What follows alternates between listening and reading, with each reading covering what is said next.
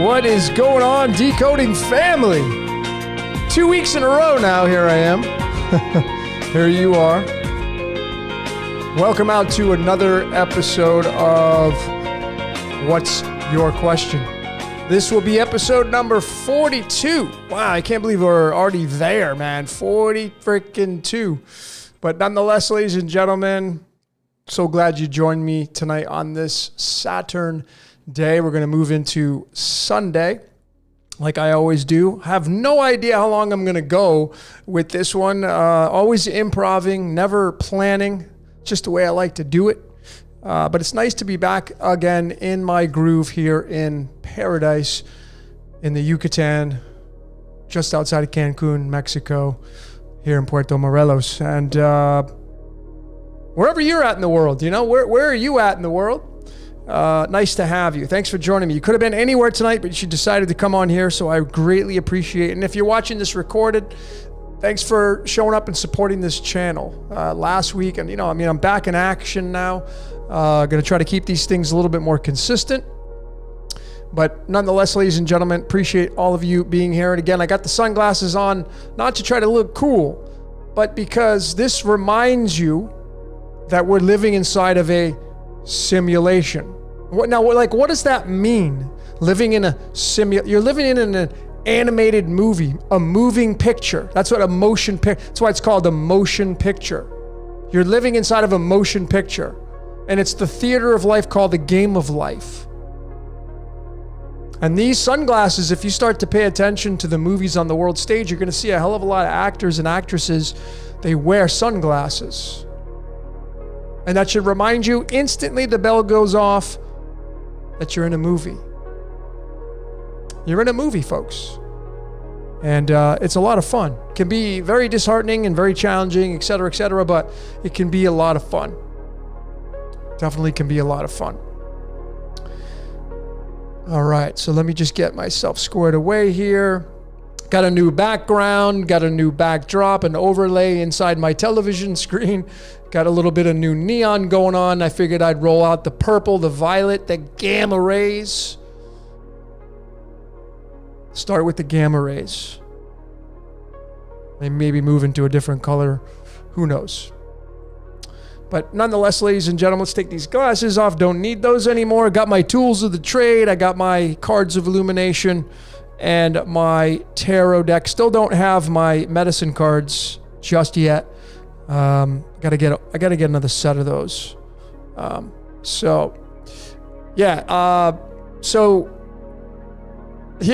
for the shout out on the t-shirt. That's right. See, this is my new creation. I came up with this. It's not for sale yet, but it will be. And it's my rendition of Chick-fil-A's, Eat More Chicken. So I came up with this. I found the font, created it.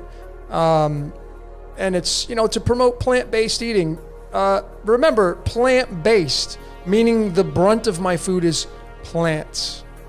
I am not a vegan, just to be very crystal clear, but I am plant-based. And I love animals more than I do humans. So, there we have it. But yeah, eat more cucumbers. So this is my Chick-fil-A rendition, my t-shirt. You'll be able to get this t-shirt soon. Just stay tuned, ladies and gentlemen. I have some cool taglines coming out. This is one of my new ones. So I just wanted to roll this out for all of you great decoders in case you want to support this mission. You'll have that available very soon. All right, so let me...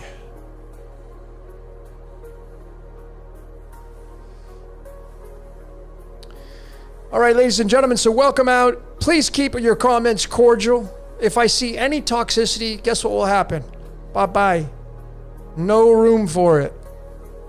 So if you're here and you're spewing out toxicity, why are you here? Why are you even here? Wrong channel. We promote love and compassion here. Big shout out. Speaking of that, big shout out to Jordan over at Waters Above Crypto, my main man. We just did our podcast number 9. Let's talk about the day that never comes. And if you go to his Friday Lives, man, it's all about just love and brotherhood and sisterhood and just promoting compassion and well-being and just you do you, let me do me. We can agree to disagree on some things, but he does such a fine job at kind of, describing his version of how this reality would be as a utopia. And you have your version of what you think it's going to be as a utopia. I have my version. And all that matters is what your version is. Not mine, not Jordan's, not anybody else here in the chat.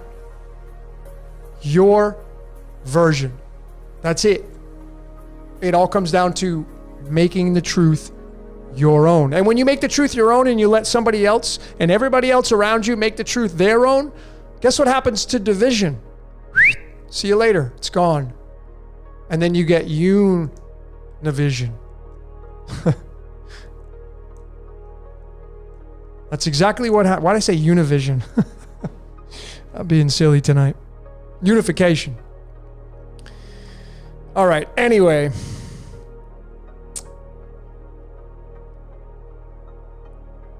Yeah, Christine, what's going on from the great state of Washington? When are you going to get a BAM? Yeah, I know. I got to make that t-shirt, right?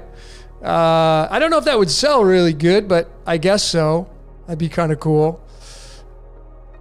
So we got Nigel from the Devil's Playground, Harry, Devil's Playground. Follow their channel. They got a lot of great nuggets they put out, making their truth their own. Nice to have you out here, Nigel. I think you're still in the great country of China.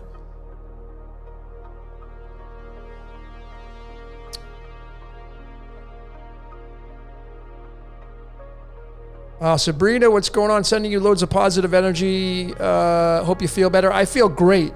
I'm sure a lot of you noticed last week's podcast may have looked like my face was a little thinner. It still probably is a little bit. I'm gaining a little bit of weight back. I went through kind of a period where I went on my green box detox and I literally was drinking my food, shed about 10 pounds. And then I went to the US, got sick, and shed more weight and wasn't eating and that's okay.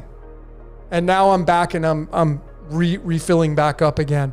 A lot of this has to do with the lighting. I'm still trying to get my lighting down pat and I haven't been able to do that. And you can't even see the roots of my hair. So I need some more lighting in here. So I got to get that corrected. But lighting has a lot to do with how we appear on the camera. So, and plus my hair was cut short, so that makes my face thinner. But anyway, some of you were concerned. Nothing to be concerned about. I'm great. I'm back in action, back in the gym. Took some time off of the gym.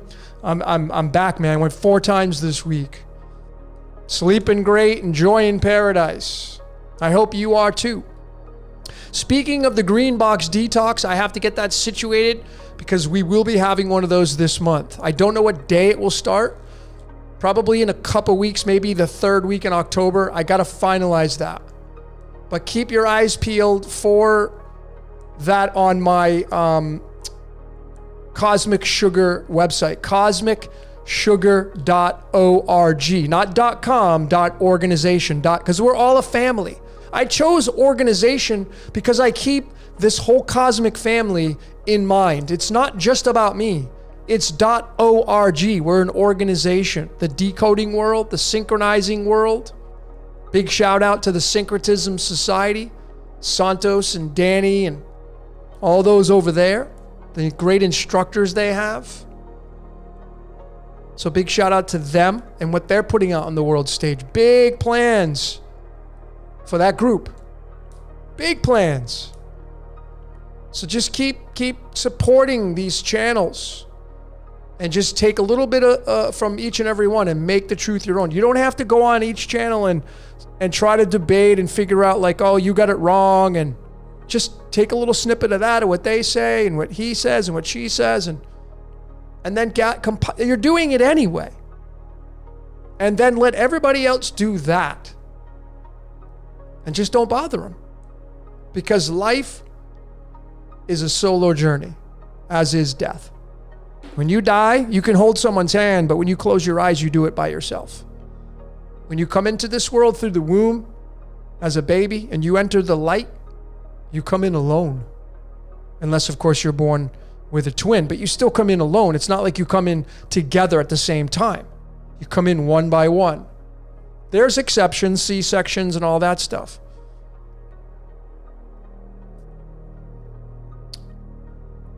So welcome out, everybody, again. Let's get into some of your questions. Let's jump right into it. Any advice for toenail fungus? I mean, any kind of sickness, disease, anything that is setting you back with your health, anything that's coming through the body, the skin, the hair, eczema, psoriasis, dandruff, these are all conditions that are going to originate inside the body. That's why, to me, and nothing against any dermatologist, it's a waste to go to a dermatologist. They treat the topical. You got to go inside. It's everything coming out. Everything's growing. That's why you get a haircut. Your hair grows. Facial hair grows. Nose hair. Ear hair. I've been like, I'm almost 50 now. And I'm like, why do I have this? I had this long hair coming out of my ear. I'm like, God, how did I not see that? Where the hell did that thing grow from? I mean, it's really faint, but just funny. But these are the things that happen. We get skin tags. These are things that happen when you grow older. Comes with the territory.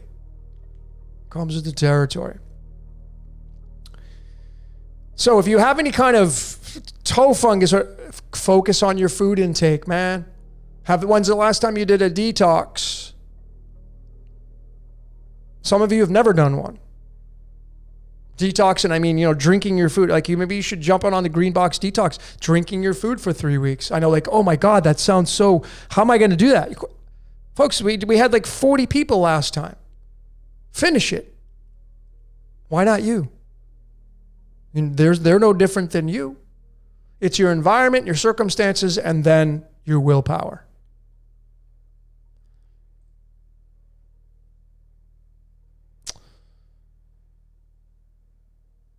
Christine, what do you think about drinking distilled water?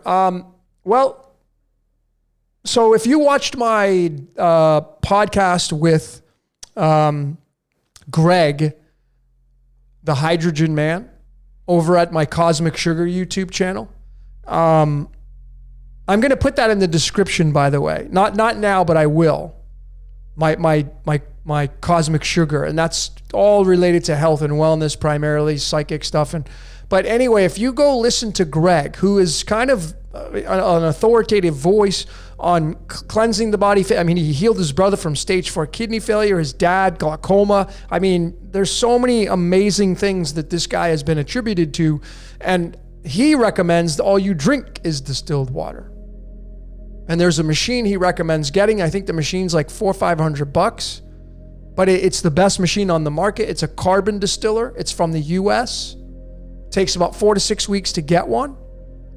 You see, when you drink distilled water has nothing in it. So you're responsible for the elements, the minerals.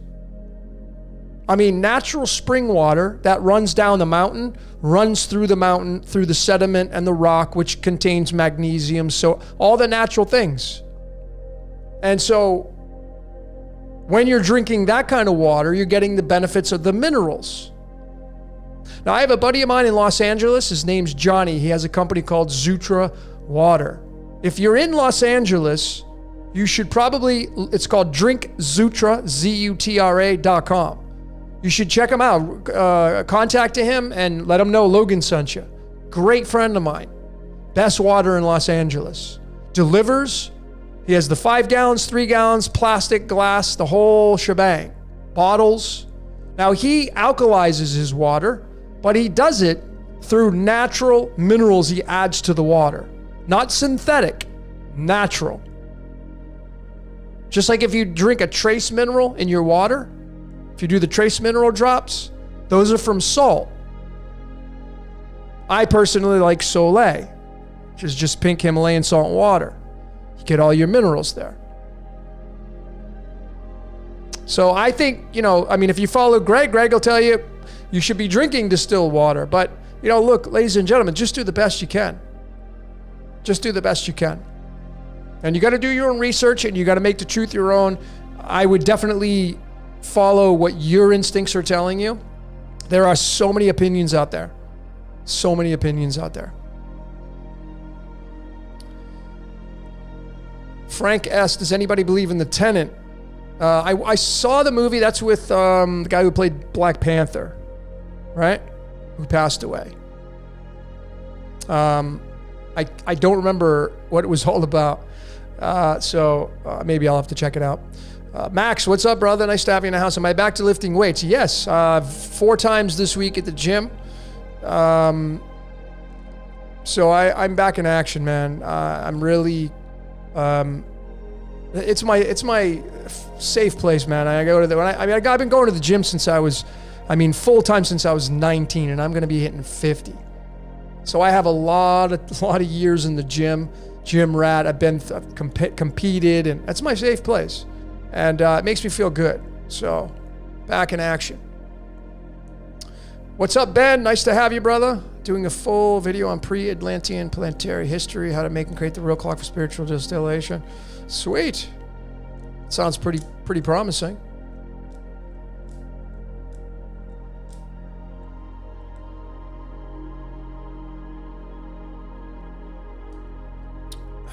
That's great. You're working out. Everybody here should be working out.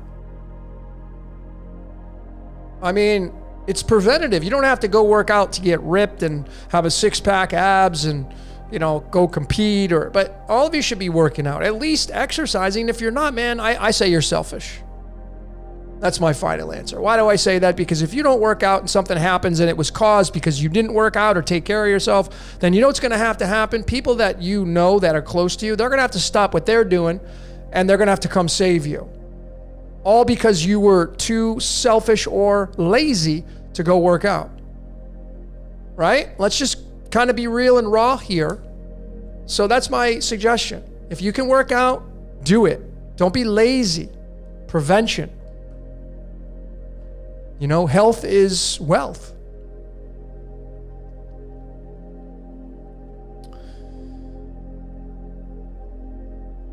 AJ Native, what can you tell us about sleep apnea? I don't really have a lot of education on that. I know that it involves, sometimes it can involve sleeping with that machine. But I think sleep apnea is attributed to inflammation in the body. And I think that if you were to clean up your diet, if you have sleep apnea, clean out all the toxins as best you can, do a heavy metal. At first I would get my blood panel done and get all the spectrums done, check for heavy metals and all that stuff. And then you got to know what you're dealing with. The blood is going to tell you what you're dealing with. So it's an absolute must to get your blood panel done, checking everything. And if you have anything out of range, you got to figure out why it's out of range, and then you got to fix it.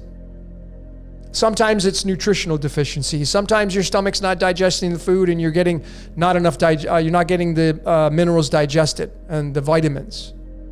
You get deficiencies. That sometimes you have leaky guts. There's so many things it could be, but definitely you want to make sure that you're detoxing the body, going to a more plant-based regimen. Plant-based, the base of your food being plants. I'm not going to even go into veganism and if eating animals, and forget all that stuff.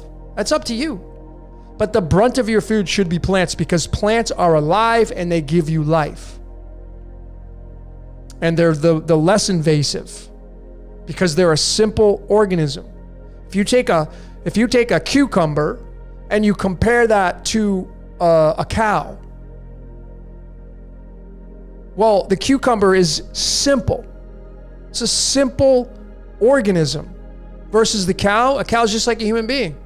It's very complex. The more complex an organism is, the more chances of invaders coming in your body, bacteria and parasites, and more chances of it in being in a living animal than in a cucumber or a banana or an apple or orange or lettuce. So if you make the brunt of your food plants, and then if you decide, hey, I want to have this and consume that, that should be the least portion on your plate. Now, this is coming from years and years of being, certified in nutrition and really just being kind of in the health and wellness industry for decades of my life. And reading tons of books and studying under a lot of, big names on the world stage. And then me being kind of the lab rat, testing on myself to see what works, what doesn't work.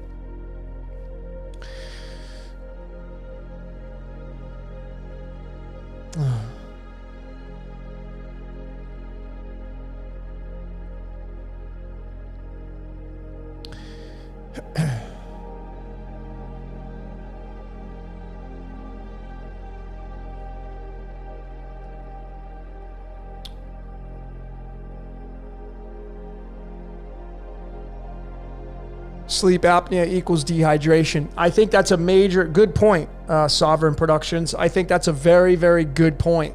Majority of people in this world are dehydrated. That's right. The majority of people living today are dehydrated.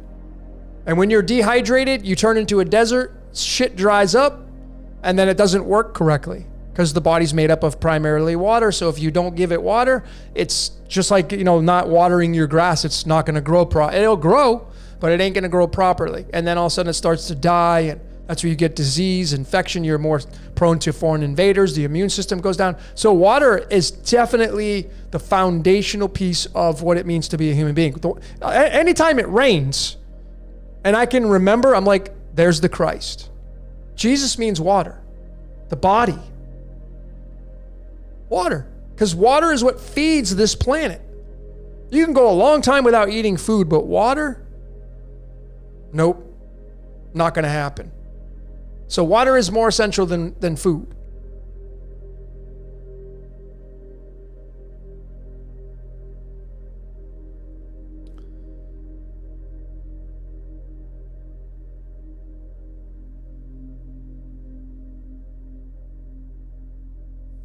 Steven Seguru, what's up, brother? Thanks for all your support, man. I mean, in the Telegram group, man, you share stuff, and I appreciate that very much. It doesn't go unnoticed. It's really challenging to answer everybody's questions. By the way, I mean, if you're in the Decode Your Reality Telegram group, which if you want to join, it's for serious decoding. There's no I'll delete, post it. There's no posting mainstream crap.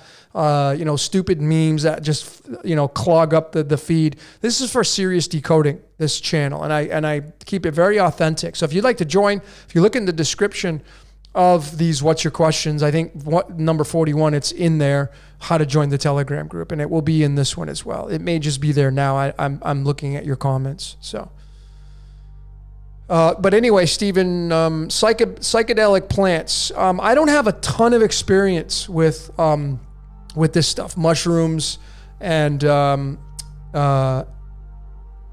I've done DMT twice. It was amazing. It was like a My Little Pony show. It was very neon, just like they say, that's why I'm a huge fan of neon. That's why I got it on the back here above me.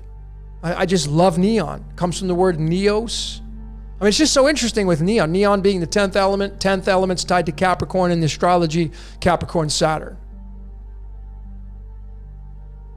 And then you get the pyramid, the dark side of the moon, the light shining through the prism, and out comes the colors of the rainbow, which can be neon. It's really interesting.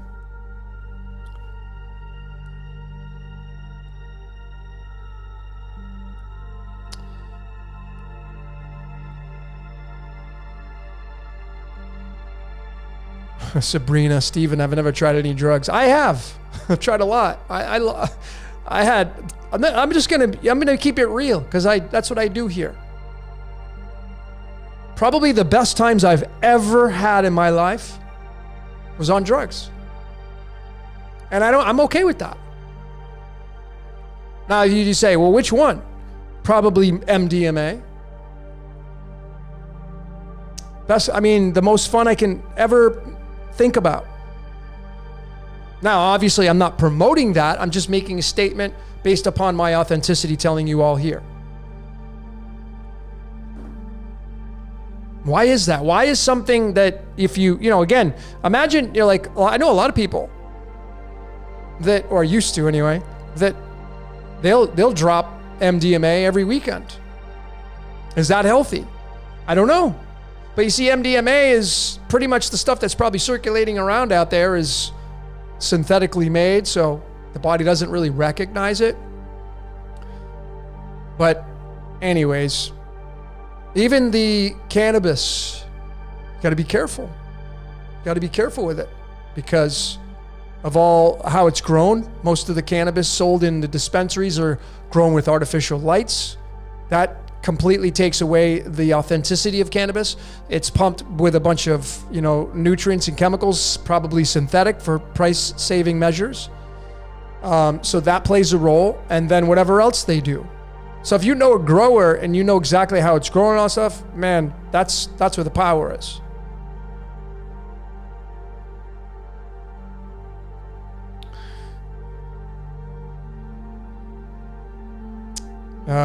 Randy, how are you preparing for shipping lines shutting down and food shortages? I'm not preparing.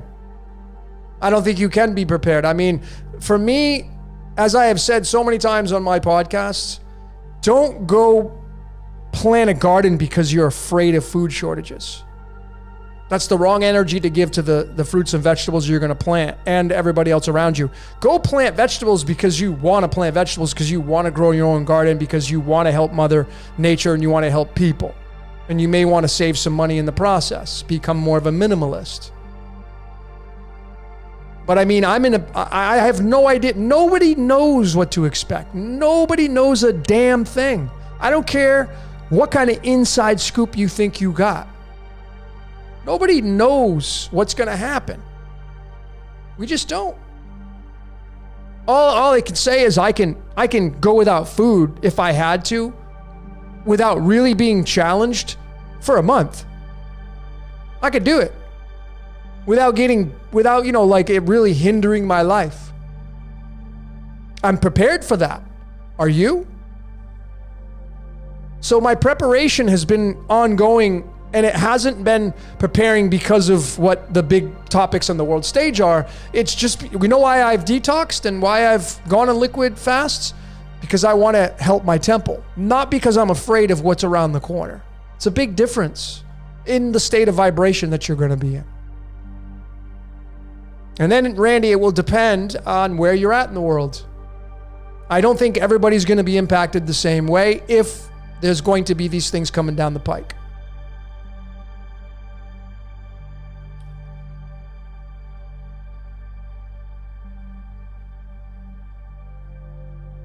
Opieland, I image you. I didn't even know there's a neon museum in Pasadena. I didn't even know that. That's the first place I actually lived at in California. My cousin lives there, and when I first moved to LA from Boston, from the East Coast, Pasadena was where I first moved to. Pretty interesting, but I didn't even know there was a neon museum there.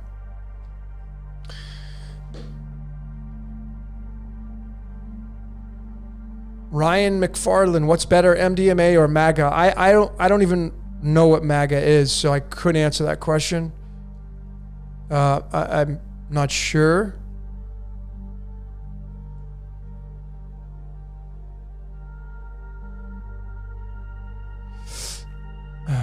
Jesus.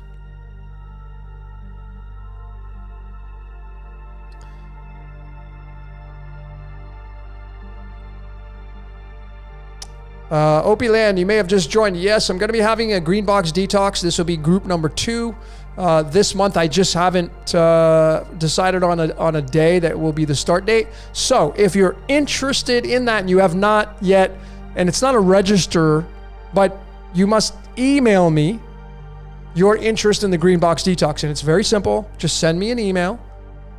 The email address is greenboxdetox@gmail.com. Easy peasy. I'm interested in the Green Box Detox. I'm going to be sending out I have a pretty large email list, people that were interested last time or didn't get around to do it, or I'm going to send out a mass emailer to people and letting them know. And if you don't get an email, or if you're just you go to my cosmicsugar.org website, there's a category called Green Box Detox. Just click on that and it will have all the information you need to jump in on this thing.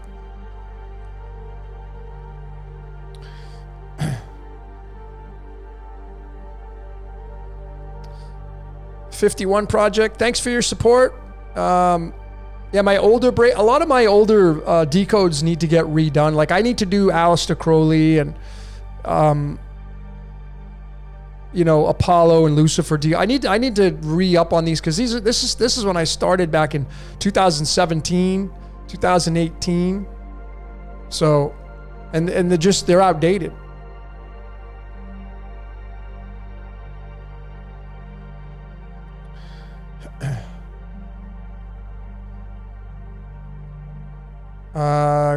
Got me hot. Interesting avatar. Am I available back doing readings? Yes, I have a few selected dates for this month of October. I don't have a lot because we got the Green Box Detox going on. I just super busy. And then I have a lot of, folks, I have so much content. Some freaking massive decodes coming out. Woo! Some big ones coming out. So I am available for readings. If you're interested in a reading, you can go to my website, cosmicsugar.org. There's a personal readings page, or you can send me an email and ask me what my availability is. I'm doing it now on a case-by-case basis. I used to send out my calendar. I'm not doing that right now. It's kind of impersonal. I like to just maybe like call the person and, see what's going to be the fit for you. I'm really trying to step it up, because, readings are super, super detailed. And, if you're somebody who really wants to get a reading done, whether it's by me or somebody else, you're serious. You take your life serious. Not to say that any of you that haven't gotten a reading, you don't take your life serious. Maybe you do your own stuff and do your own research. That's totally fine. But if you're looking to get an interpretation through, the layers that I do, astrology, numerology, human design, personality types, et cetera, well, the tarot, the cards of illumination, well, you've come to the right place. I have my own methodology. I don't know any other reader in the world that does what I do. And I'm not trying to pat myself on the back. I'm just telling you, like I stand, I'm very confident in my readings. I found my niche.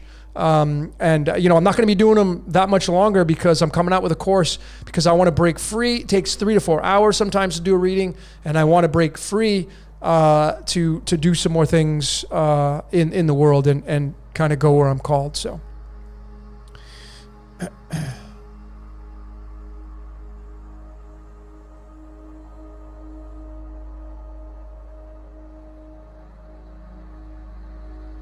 Yeah, Wim Hof is amazing.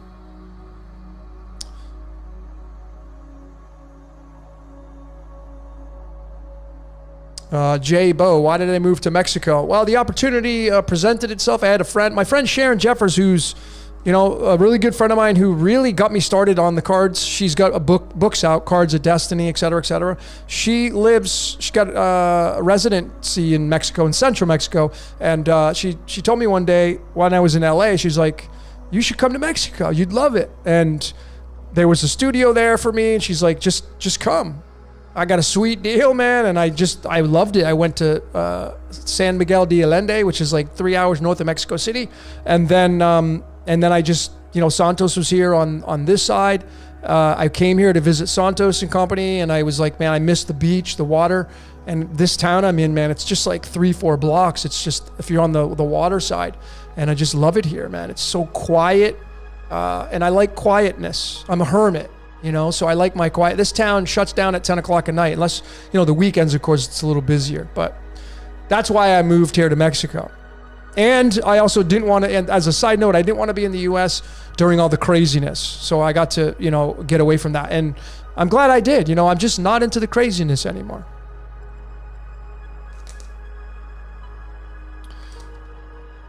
Red Rose, are you still doing an Archons decode? I am. Still working on the Archons, which I can, kind of give you a little bit of a head start. The Archons are the planets.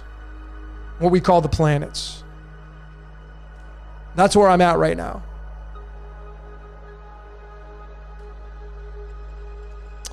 I to C, I'm new to all this. Number stuff is November 4. Every day is significant, ladies and gentlemen. Every day. And there's just so much to go in with that. That's a very vanilla question. I could give you I can't give you a definitive answer on what November 4th. But ladies and gentlemen, you should have the chart for the Cards of Illumination. Like the chart, this is my book, but you should have the chart. If you don't have the charts, the graphics that I use, send me an email and request them. decodeyourreality@gmail.com. And you should put the damn thing on your phone. You should have the chart on your phone. And when you come up and you meet somebody, when you meet somebody for the first time, or if you're just new to this and you're doing stuff, and you know, like I have the tarot cards on my phone. I mean, I got everything here, all the charts, all of them, the birthday chart, all that stuff. 365 days of the year. I want to know everything, all the connections, medicine cards. Like this is the chart right here. Let me just see. I have it on my phone. Every time you meet somebody, hey, what's your birthday? I want to know. I want to know if it may be somebody that's going to be giving me some karma, in the sense of what the card system talks about. In the card system, these cards, if you study them from wherever they came from, in the books and the texts that were written about these things, a lot of them, they say that these cards, you're going to have what are called karma cards. Not everybody. But if you meet somebody in life, they may be coming into your life to give you something. Or you may be coming into their life to give them something. It may be an idea. It may be a business opportunity that you'll join together with and do. It may be like you'll meet somebody through that person, them being a bridge. So I'm constantly, and I want to know what I'm getting. I want to know what kind of, like, ladies and gentlemen, you know, like dating and marriage and partnerships, it's going to take on a whole different role with this upcoming age of Aquarius. Because you'll have the cheat sheet of what you're dealing with. Like I've gone into businesses. I haven't done it in a while because of the shutdowns, and I've gone into businesses and I've really went one by one employee, and I'm like, okay, you know, what's your birthday? And you find that there are people that are working at certain places and they're not even fit to be doing it. They can do it, but they're not even happy, or they're just not, maybe they would be fit into a different placement. But they don't strive for that because they don't know, like, hey man, some of you are meant to be managers. Some of you are meant to be CEOs and bosses, but you're not. And see, if you knew that about yourself and you made that as your truth, like you read it and you're like, you know what? I really resonate with that. I really feel that I'm designed to have my own business. There are some people that just like to work in the shadows. They don't want to work in the limelight. But they're very smart. They're kind of like your advisor. You know, like the presidents have presidential advisors. The cabinet. Those people are key people for making decisions for the country through that whole scheme of things. The operation, the machinations. Ultimately, we know they're all sock puppets. But they're from the day-to-day stuff, man, they have to make decisions. And a good main character on the world stage is going to have good supporting people. Some of you are born to be those advisors to other people or bosses, but if you don't know that, because you see, ladies and gentlemen, when you're being raised as a child, your parents, if you had good ones, were probably the ones that raised you, or your grandparents, but you know what? If you go back and you look at your mom and your dad, or whoever raised you, if you were adopted, you're going to see that those people that raised you are not your code. They're not your card. They're not your birthday. They're not your numerology. They're not your life path. They're not your personality type. They're not your astrology chart. Yet they're dumping ideas onto you. Hey, you should be doing it this way. Oh, you know how many people get forced into being what their father was because they had a strict father and their father wanted them to follow in their footsteps? And the kid grows up and they end up resenting parents. They end up getting mad, angry, doing dumb shit, all because their parents were trying to push them in the same direction that they were pushed into. Shit, that doesn't work. It's like, what do you want to be when you grow up? That's where the magic starts. That's why studying yourself and decoding yourself is the most important thing you can do. It's not the end all, it's the base, your base. It's your base. And without your base, man, you can't build the house. Some of you are trying to decorate and you haven't even built the foundation yet. So sometimes there's a lot of deprogramming you must do, along with all the programming that we've gone through indoctrinations of religions and cults and schools and et cetera, et cetera. It's a lot of work. It's like, man, I did all this years of programming. Now I have to get rid of that? Yeah. Absolutely.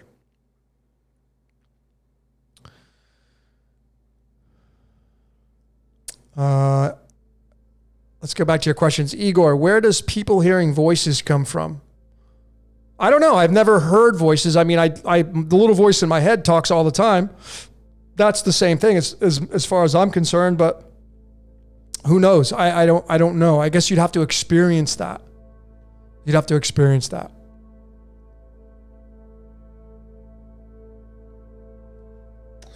Inner Knowledge 33. I was wondering why you put the Jack of Spades as the Knight of Swords, since Spades is Earth. No, let me just show all of you. Well, let me get the card. So the cards of illumination, these came first. I want to be very crystal clear. From my research and how I was taught, and like I've read the books that Sharon read, she's been teaching cards 30 years. These came long before the tarot did. Doesn't mean that these have seniority, but they're older and they have more energy to them. You see, ladies and gentlemen, every time you use the tarot, you know how much energy is on these cards? Even though it's your deck, everybody that has used these cards, especially if you're using the Rider-Waite deck, I mean, billions and trillions of eyeballs have been on these cards, giving them energy. And then they're giving their own energy. They're archetypes. But how I've learned is that the heart suit, here it is. This is the very first card in the deck, the Ace of Hearts. Essentially, this card right here represents the atom that makes up the light. It's the pyramid. It's the A, the number one. It's the heart. It's fire, plasma. And then this is, in the tarot, it's the cups. So here's like the Two of Cups. This is tied to the hearts. The tarot has its own kind of depiction of how they see it. And I'm about ready to change the whole layout of the tarot cards. The ones I've been sending to everybody, I'm going to be changing them to fit in line with the cards of illumination. Because in the tarot, from the charts that where I learned from, the wands come first, but not in the cards of illumination. The hearts come first. This represents fire.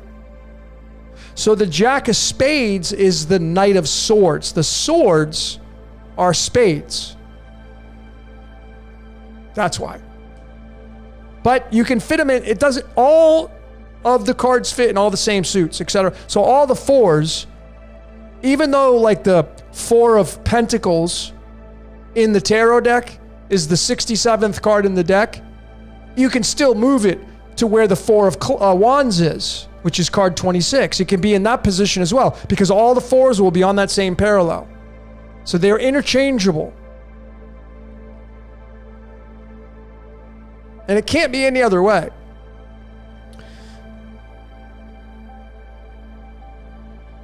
So when you say, since pentacles are earth, pentacles in the tarot signify earth, but not in the cards of illumination. These represent earth, spades. And these, if you notice, the symbol's pointing up. Whereas fire, the hearts are pointing down, signifying from above. And then when you get your spade, you're here on earth and you're pointing back up again. But they can go any other way, ladies and gentlemen, but this is how I learned. And the cards of illumination are older. So to me, they have seniority, if you had to pick. Now it's pretty simple when you bring alchemy into this. Very simple. When you bring alchemy into the cards of illumination and you start to synchronize this, if you watched my Hurricane Decoded, I showed this card right here. the King of Spades. This card is card number 52. This is the King of the Earth because spades represents earth, spirituality. And it's the King of Swords in the tarot, which is card 64, matching the element gadolinium and the GD element. But this right here represents tellurium and 52nd element, and that's earth. This is the King of the Earth. This is the immovable King of Spades. It is a card that is lorded over through this system by Kronos. Kronos only. And then you're going to have the Earth, Sun, and Moon having their say in that.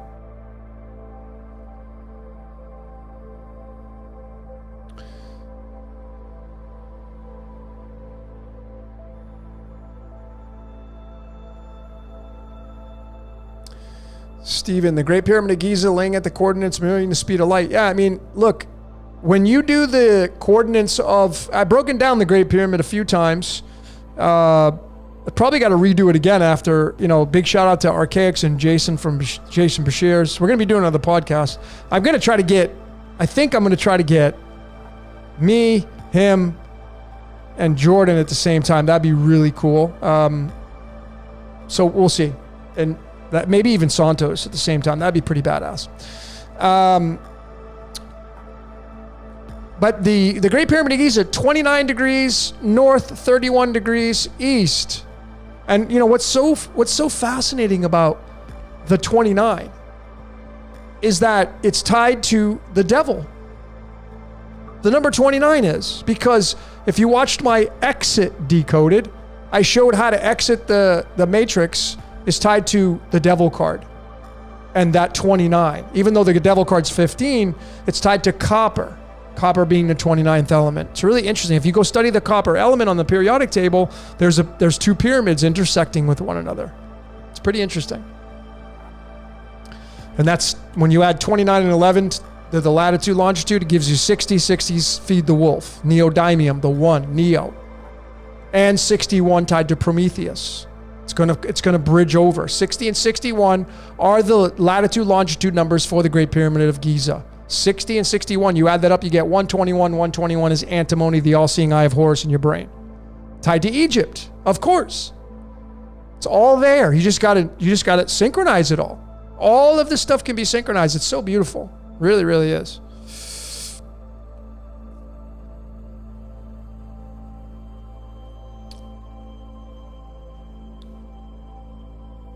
What are diamonds, J Catalyst? Diamonds are represent water in the cards of illumination. So in this context, which I think I came out with the 4 card, the 4 card layers in my, I can't remember what decode it was. But anyway, the diamonds sits above the spades. It sits above like this. So the spades are at the bottom, earth, and then the diamonds, which represent water, are above. So Lucy in the sky with diamonds, related to the stars in this context.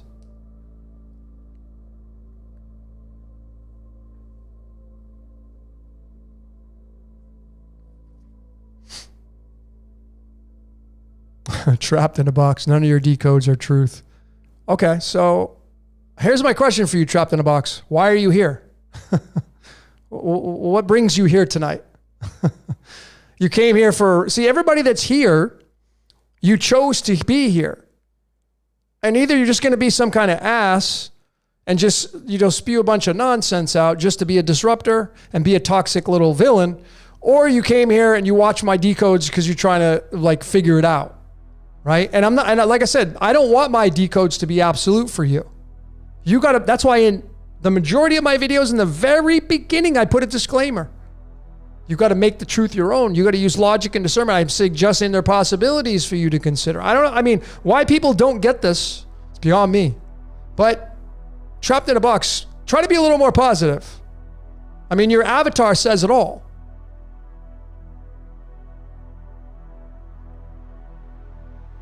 Making the truth your own is the only thing that matters.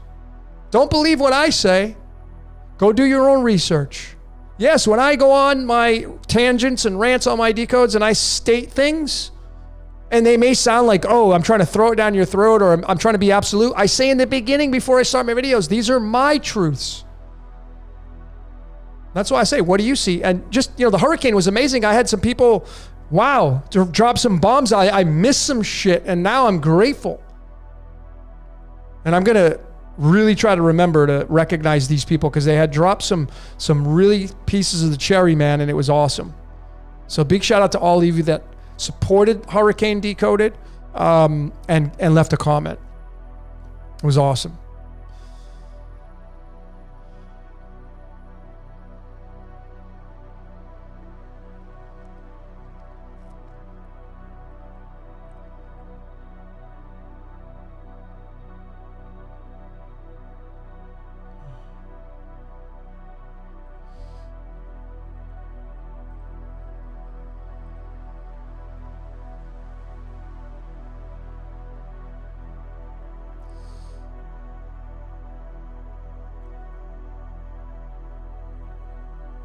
I just had to block a troll.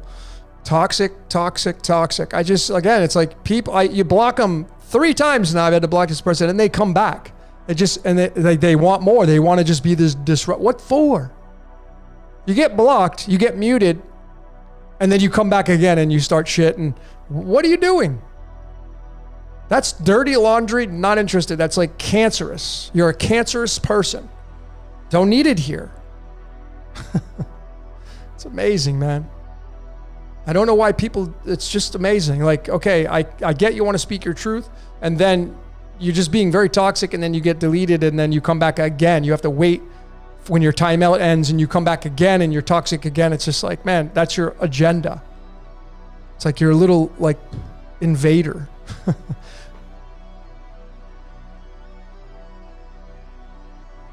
But I guess that's how we know what, non-toxicity feels like, is when we get toxic people.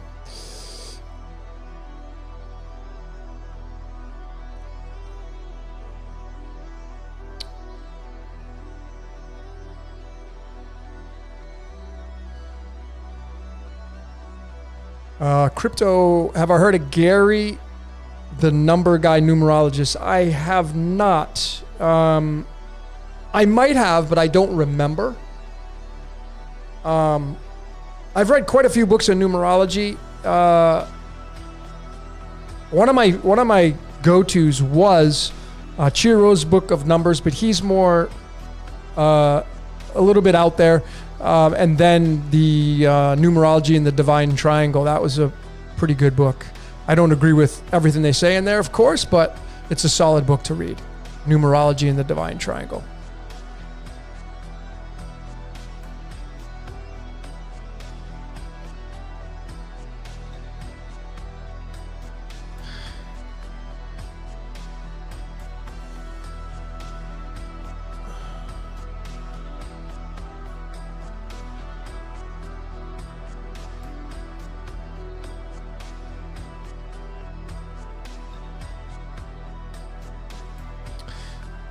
I to see. I don't watch mainstream TV.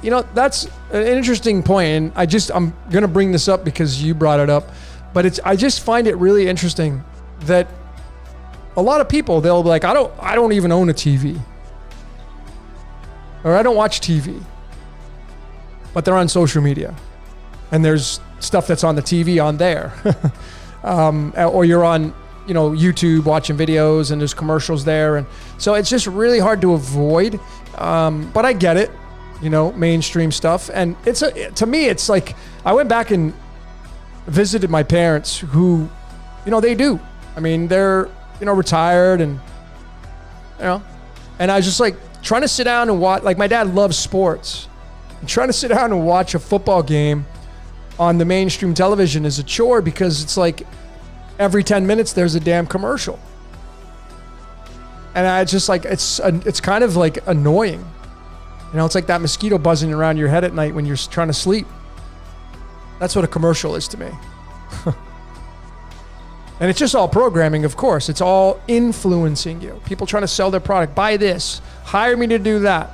It's all marketing. just like the stock market. It's really interesting.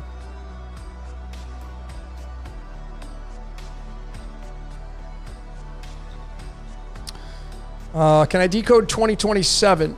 I could. It's really vanilla though. Like, what would you decode about it? You know, I mean, if you just use the number 2027, you can add up the digits and reduce down and you'd get the number 2. Some numerologists would just keep it at the 11. I feel like it's a double number when you hit those 11, 22, 33s. So 11 is a 2. So those of you that have, master life paths, I just want to remind you, it doesn't mean you're superior to anybody else. It's just a life path. But to me as a numerologist, a fan of numerology, you have 2 numbers that you're linked to. The 11 is the 11 and the 2, the 22 is the 22 and the 4, and the 33 is the 33 and the 6. It's going to be both. Because eventually every number is going to reduce down and service just those single digits when you start to realize how these numbers work. Numbers are archetypes. So it'd be tough, Dad Bod, 2027. Like, where would I go from there, 2027? And that's predicting stuff. And I'm really, really, like, predicting things it's a challenging task.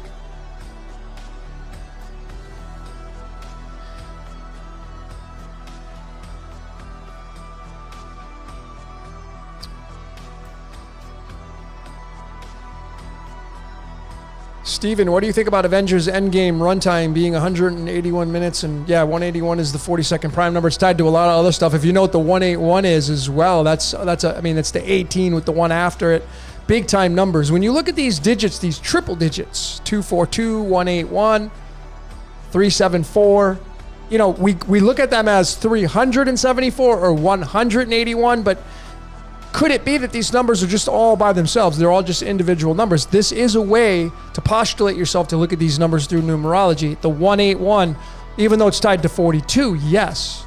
And the 42 is tied to 6, and 6 is the last day of creation, tied to the lover's card, the man and the female, tied to carbon. So you can just keep going with that. But is it 181? Yes. But it's also 1, 8, and 1 together as a trifecta. So it's really interesting when you get into these numbers. Then you get into the sine and cosine waves and square roots, and man, it's insane, this code. This code is just so beautiful when you start to look at it and see how it's just running everything.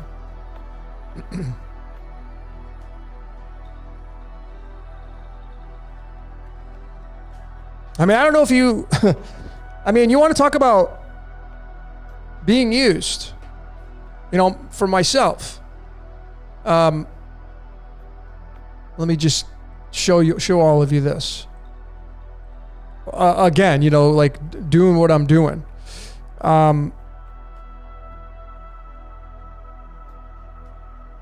So I showed, let me just share my screen here. I showed how a lot of these timestamps of my videos, I don't plan these. These are all improv. I never try to shortcut anything or slice anything off to make an outcome turn out a certain way with these numbers. But this, life is but a dream. This decode right here was 50 minutes long, which was right here. Life is but a dream, 50. And it was 50 minutes long and 11 seconds. 50 plus 11 is 61. 61 is tied to Prometheus, which is Lucifer, tied to the dream. Lucid dreaming. Lucid dream is 33. Lucid dreaming is 42. But this is what I'm dealing with in my life. This. And the more I continue to do this and the more in tune I get, this is what the outcomes are coming out at. This hurricane, 39 minutes long. This one right here. 39 minutes long. 39 is Lucifer. In its original numerology spelling, Lucifer is 39. And then the 14 on the back end, 14 is time, Satan, Saturn, God, etc., etc. Once you know what the numbers mean, all of them, it becomes so easy to start to see the source code just playing through you. It's really, really fascinating. It's really, really fascinating.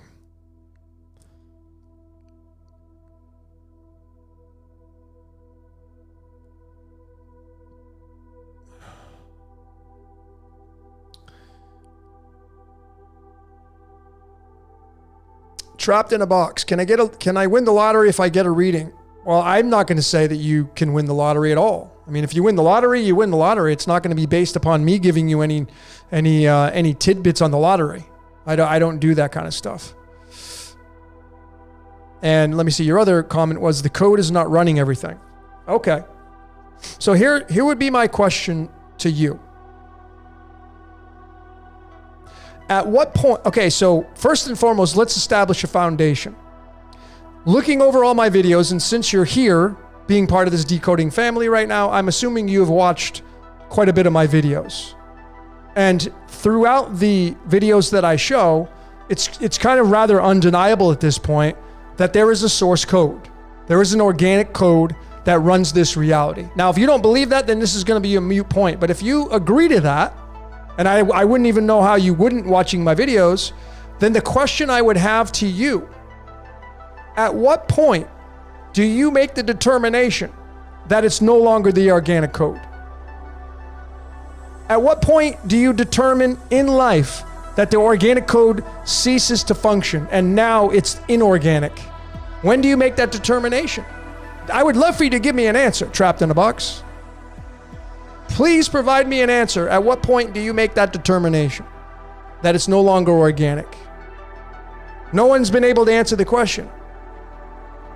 I mean, you know, some people are going to say, well, when it's evil, when they're doing bad, it's not organic anymore. And it's like, that's absurd. I mean, do you even study nature? Do you even study the microcosm inside your body and seeing the predator and prey inside your body constantly activating and killing and dying and suicide and apoptosis? And that's just your body. Go in the animal kingdom and see all the death and regeneration going on, predator prey, and the good and evil going on. That's the organic code constantly playing out. So when somebody says, well, when they're doing this and it's, well, okay, so you're telling me that now it's not organic anymore.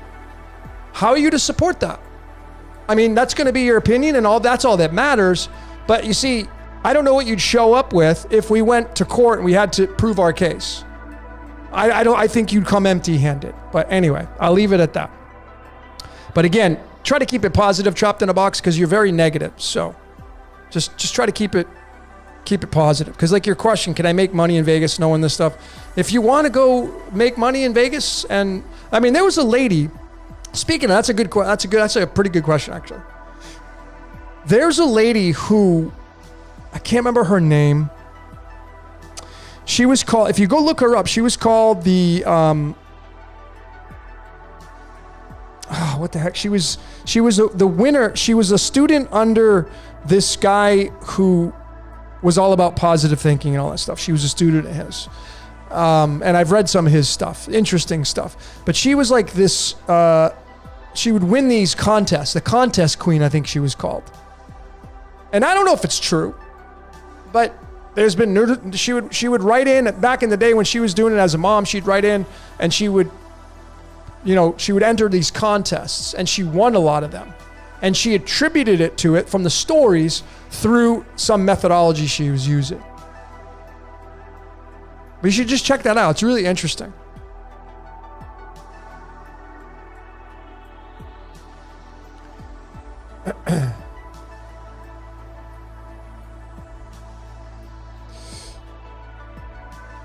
You're funny though, Chap, that if I can't make money from this stuff, it's useless. Well, then why are you here?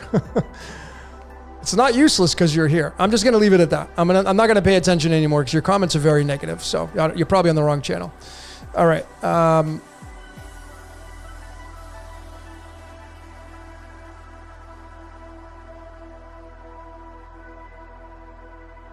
Yeah, Sovereign Productions.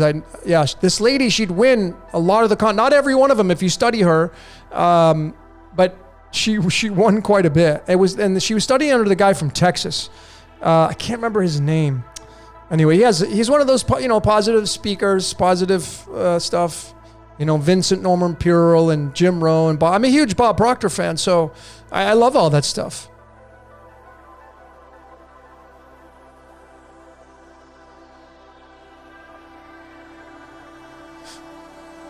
Yeah, there are people making money off of using numerology and looking at the source code. That's right. They are making money off of it. Yeah, Jose Silva. Thank you, Jessica. Jose Silva. That's right. It was Jose Silva who she studied underneath. And just a fascinating story. I was going to decode the lady. I had just looked at this about a month ago. And I was like, wow, this is pretty interesting. Have I decoded the Illuminati card game? I have a few of the cards sprinkled in, some of the decodes that I've done. But not the entire game. My friend has the original 1990 version. I was trying to get it off him, but he didn't want to sell it. But it's an interesting card game for sure.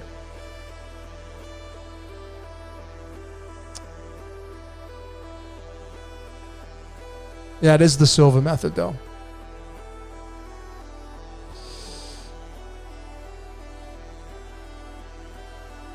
Are we going to go all night tonight, Chris Topher? I don't know. I just wing this stuff. You know that, ladies and gentlemen.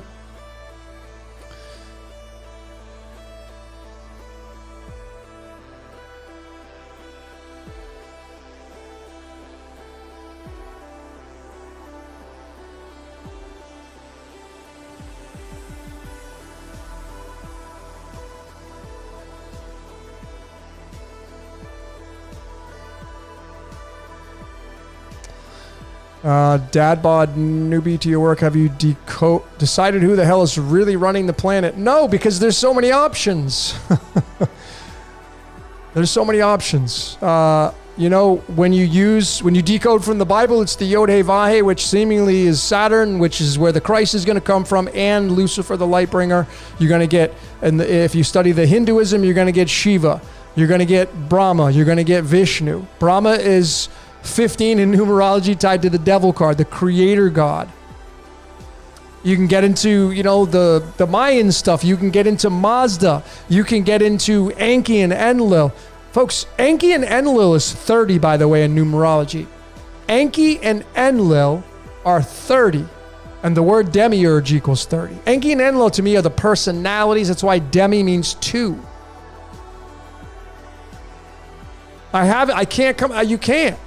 It's just a construct. It's an idea, these things. What's really running this place? Numbers, letters, and symbols. That's what runs this place. And it does it through all of us.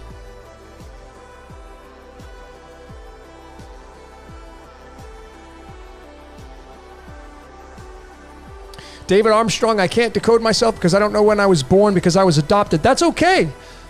You can decode your personality type. There's a lot of information just on the Briggs-Myers. Go take the test. I'm going to put this, let me just open this up for all of you. So David, this will be just for you or anybody else that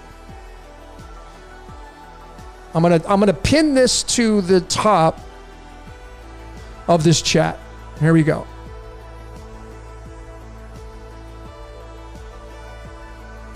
Oops.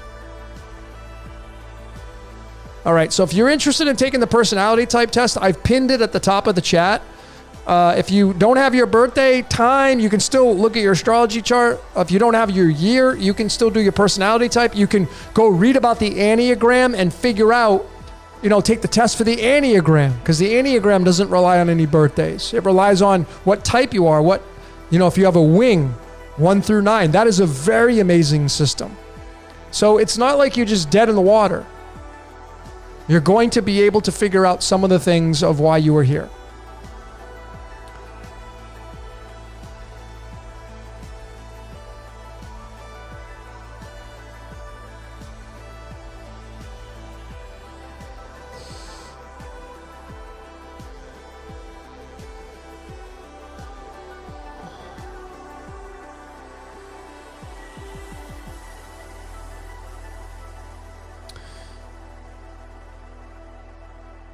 Yeah, Red Rose, the Watcher. That's, you know, if you've seen some of my my What's Your Questions, I have another one. I did the one in black, but I took the Baywatch. I was a fan of Baywatch because I was a Pam Anderson fan growing up. I took the Baywatch font and I made the word Watcher, like Baywatch, but I put Watchers there, and I have some, and I wear it, you know, and I just kind of resonate because in the story of the Book of Enoch, these are stories. These are ideas. We don't even know if they're true. They're ideas.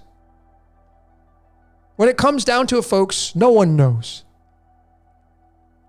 Like, all I know is that I'm holding a pen right now. That is an absolute. All I know is I'm looking at all of you here in the very now moment. Right? These are sure bets.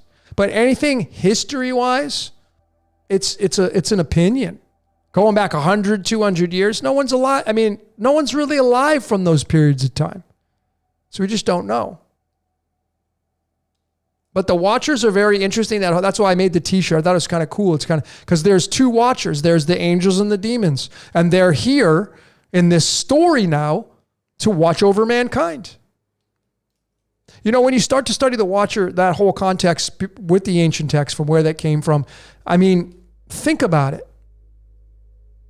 I mean, just today, I woke up today and I turned on my phone from airplane mode, and I got YouTube notifications from a lot of you great decoders, your comments.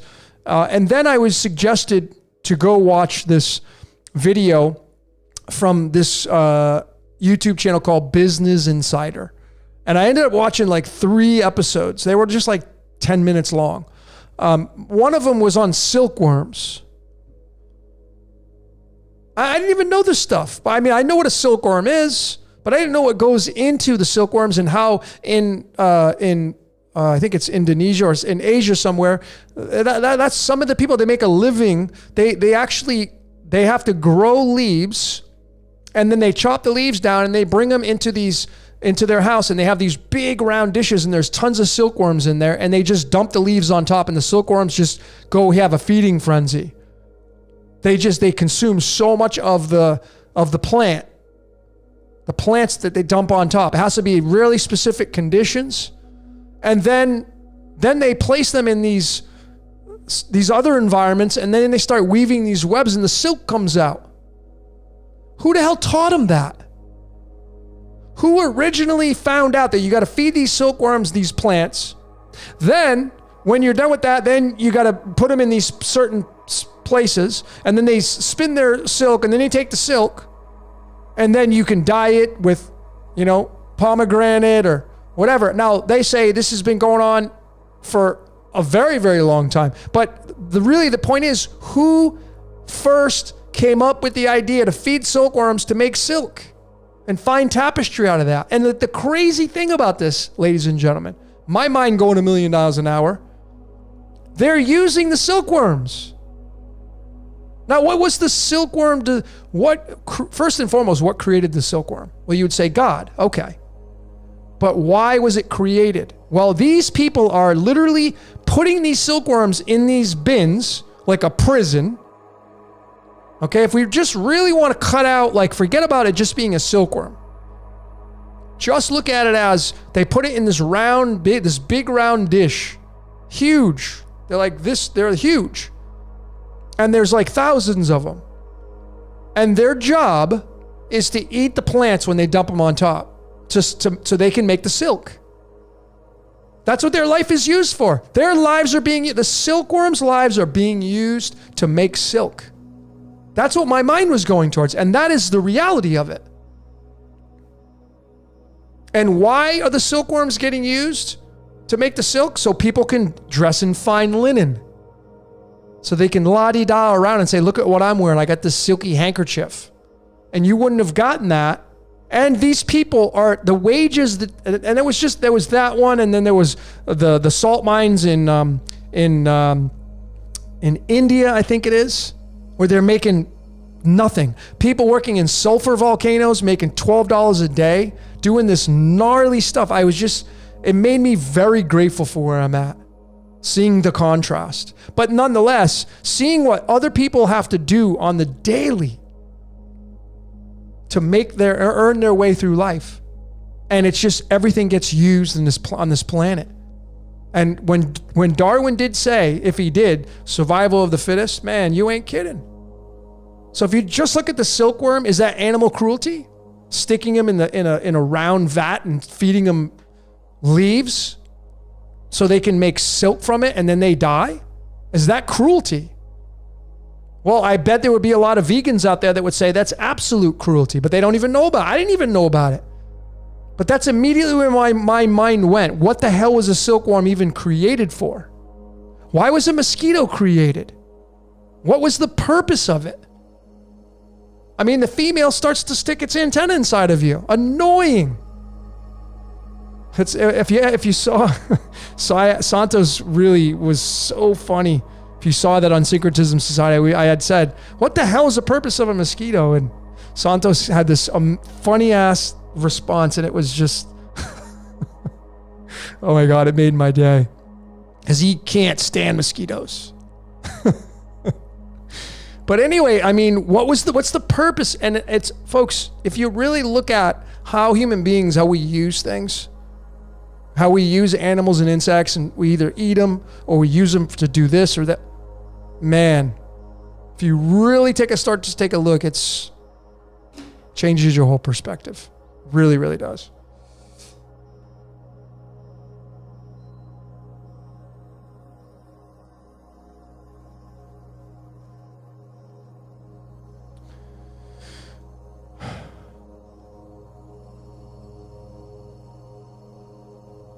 Sovereign Productions, we're all just energy here. Sabrina, and everything is a construct here to run the show. Absolutely, as I've been saying, many of you have been, we live inside of a self-contained system. It's an egg. All you got to do is look at an egg. That's it. Just look at, take an egg, crack it open, and there's the earth. It's just a fractal difference. The earth is alive. It grows. When the hair grows on your arms, when the hair grows on your face and your head, that's the trees and the grass and the leaves growing on the earth. Same thing. Earth is an organism. It's an embryo. That's what it is. So that the egg that the chicken produces, with or without the hen, like pops them out like Skittles. That's what its job is. Inside the egg is the yolk, otherwise known as the vitellus. That's going to be the food for the embryo once the embryo is produced after 21 days of incubation. Any egg that you get in a store is not an animal. It's a byproduct, but there's no animal in there whatsoever. So if you're looking for ethics on that, there are no animals inside of an egg. Not the ones you buy at the store. And then the albumin protects the embryo. And the albumin here is the environment, the atmosphere. And the yolk is the sun. The vitellus. That's why the yolk is yellow. It's pretty easy once you can see it. But that's it. That's the lowdown on what an egg means to Earth. Earth is an embryo. And all of us collectively are a hive mind. You may be able to detach from the collective. That's kind of where we're going right now. But ultimately, collectively, the consciousness moves the planet. And perhaps all of us, or the collective for that matter, they are going to give their energy to an offspring. And it may just be that it may just be the planets that are out there, whatever the hell those are. Forget about the technicalities of like, well, it's not space and there's no such thing as, dude, go study some astronomy, some astronomers with their telescopes. You can clearly see them. They don't have nothing to do with NASA. There's something out there. Now, is that a reflection? Is that just a holographic image? Maybe. But there's no way to prove if it is or if it isn't. They move, though. They move. So anyway, we live inside, and we may have all just given birth to those planets, the Sentinels, the collective. We come together. We're used for food, for energy. That's where Lead to Gold is all about. The gold is where it's at, and the gold produces an offspring.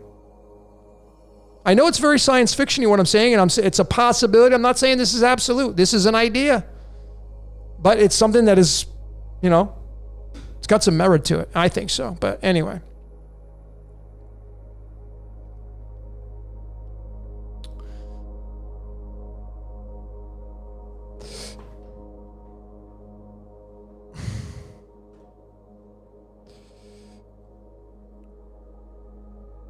Max, survival of the fittest is ridiculous for humans to live at. But how can it be ridiculous, Max? That's just the way life is. I mean, if you just take out the human being species, let's just focus on the biggest animal called the whale, the blue whale. What does it feed on? Plankton. It just opens up its mouth and tons of plankton go inside of its mouth. That's survival of the fittest. I mean, if you study a farm, if you've studied farms, if you studied, parks, they've done studies with Yellowstone Park where the wolves were taken out and it messed the entire ecosystem. They took the predator out and the entire ecosystem shut down. And then they reintroduced the wolves back again and the ecosystem went back to normal again. It's all just death and regeneration here, folks. It's predator prey here. I know a lot of you may not agree. You may think that, but folks, if everything just stayed alive all the time, this place wouldn't be balanced.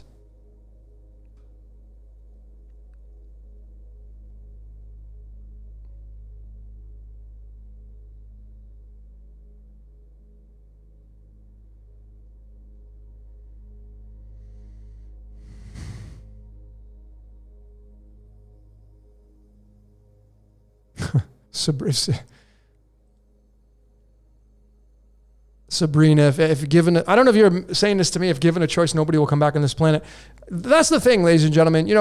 I believe personally that we are living in the dark age, which means you're the farthest away from source. You're far away from it. Meaning we're in the senior citizen ready for death stage. All of us as a collective, as a human, as a part of the planet, because we're all parasites. And if you say you're not, you're just kidding yourself. You gotta use toilet paper to wipe your ass. You gotta use your mouth to eat food. You gotta drink water. You steal from the earth all the time.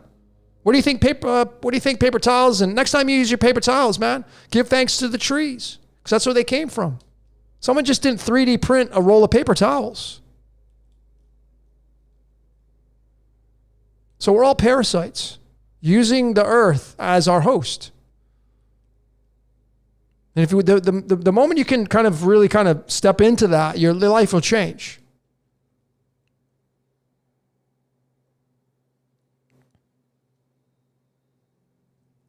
And, going back into what I was saying, I mean, if we're to head into a golden age, which I'm not even certain that we are going to be. See, I have this theory that if you follow astrology now, right? And again, this is just a possibility. If you look at the way the charts are set up, the age of Aquarius is going to be through house number 11. And in the tarot, it's justice. Right? So there is the possibility of having the golden age through right here. I mean, this is the 11th card in the tarot, and this is going to fit in the house of Aquarius, justice. And that's why all these, the things are starting to happen. But are we out of the woods yet? See, I have this theory that, Capricorn is next, ruled by Saturn. Capricorn is an earth sign. Aquarius is a fixed air sign. And the way we're moving right now into technology, it just seems like we're taking most of us now. I mean, right now I'm looking at a computer screen. I'm reading your text here, but I'm having to use something that not only gives off radiation through my monitor, which slowly makes me decay quicker, but this is where my energy is going. Our energy, we're doing this. And I know you can minimize that. But this is where the collective is going. And, is this going to be the paradise? Is it just going to be a digital paradise? And I was in Las Vegas just a few weeks ago, and we were talking about, my best friend was saying that her girlfriend, when she takes a picture, she's using these filters and apps, and And you don't even, you can make anybody look perfect. And that's when the bells went off. We now have the technology to make anyone look perfect. That's a paradise. Is it not? It is. So there is this concept of moving into that, and then the age of Aquarius being the age of technology. I know thyself, maybe moving into machine. There is that aspect of transhumanism. Me and Jordan talked about that in the last podcast. And again, ladies and gentlemen, I'm not a proponent of anything. I just go with the flow, man. I trust in the little voice in my head. Do you? I don't follow the collective. Not interested in the collective. Don't care about that movie screen. I'm just an extra in that movie, but I'm the star in mine. And that's all that matters, and that's all that should matter for you. But if you were given the choice to come back, and we might not even have a choice, but if you die, let's just say we go to a space called heaven, and you're now looking down upon earth, and maybe it's not so great up there. We don't know. They say the grass is always greener. Just because it's a different dimension doesn't mean it's better. Maybe this is the most fun place to be. Like I said, man, some of the most fun times I've ever had were partying, drugs, Las Vegas, Sin City. You can't compete with it outside of that. And you know, if you compare Earth to the spirit realm from the dimensions, well, this would be kind of Sin City, Vegas, the entire Earth. So you're here and you're like, and then you're up there and you're looking down and like, oh, do you want to go back? And you're like, oh God. And then you're like, and then you know your mentor's saying, well, but this time you could pick whatever you want you could be male or female, and you're going back to the golden age, where there isn't any evil, where there isn't any critters and creeps. Yes, it's still balanced there, but you're not going to have these crazy tyrannical ideas running around, et cetera, et cetera. Would you make the decision to go back? And see, you couldn't even make the decision right now because we don't even know. We don't have all the full scope of what's beyond death. None of us know. So it's just, to me, it's just like you just leave it alone. It's great to daydream about it.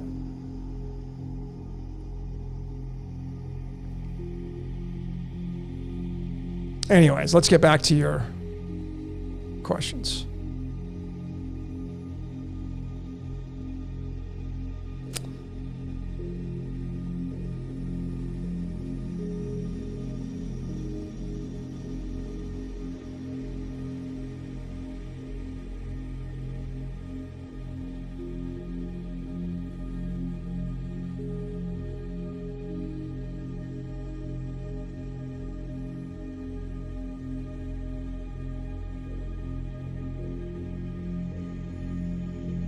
Heaven could possibly be worse than what we think. There may not even be a heaven.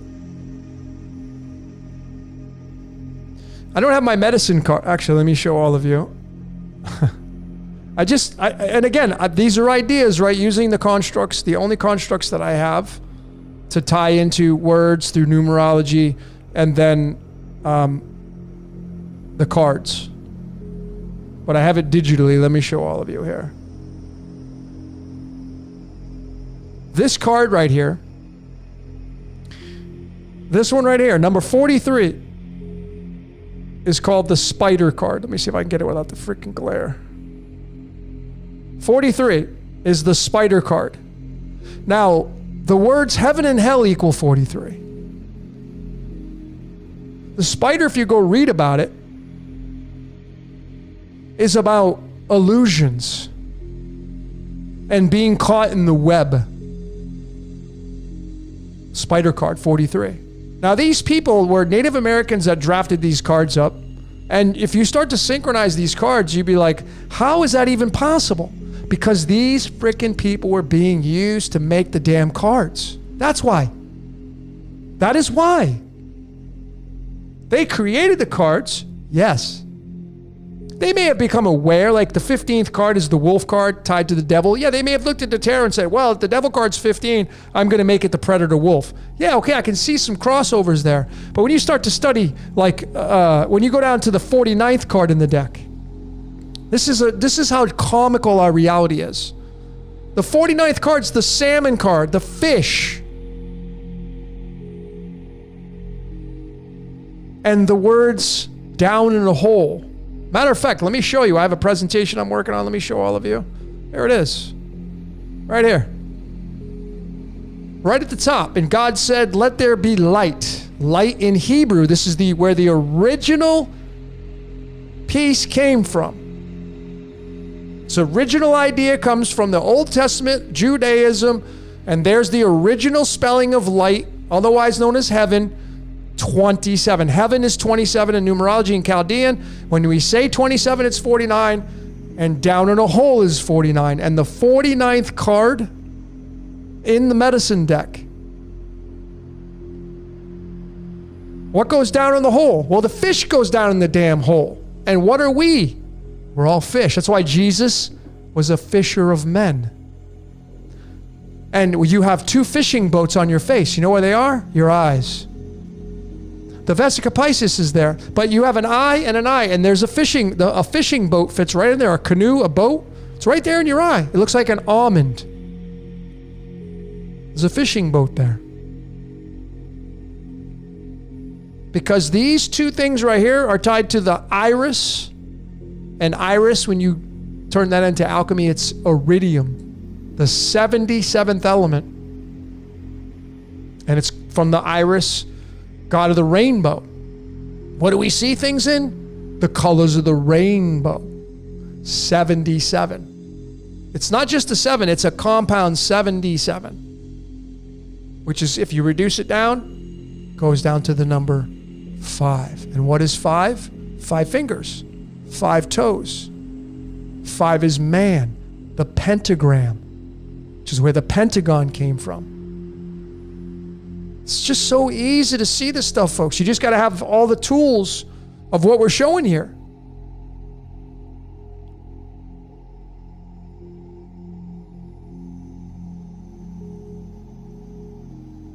I'm telling you, man, these people that made up these cards for the medicine deck, they're not trying to screw anybody over. They're not trying to pull the woolly over your eyes or try to mock you.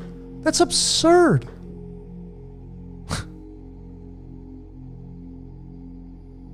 49 is tied to the element indium, going inward.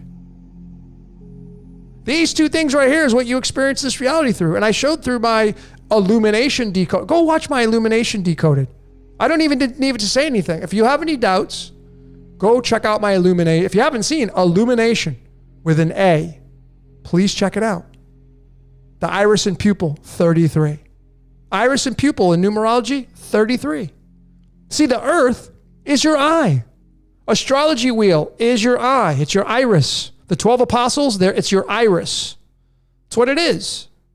The earth, if you pulled your eye out, you now have the earth. And you have the dome that goes over your eye. And what is right in the dead center? The North Pole. The pupil is the North Pole, the center of the dish. And then where's the North Pole located at? 90 degrees north. Then you synchronize that right back to alchemy again. What is the 90th element? Thorium. Linked to Thor, the god of war. Folks, it's just so easy to see this stuff. I know you may be like, well, it's easy for you. Yep, start studying it. Where do you think I started?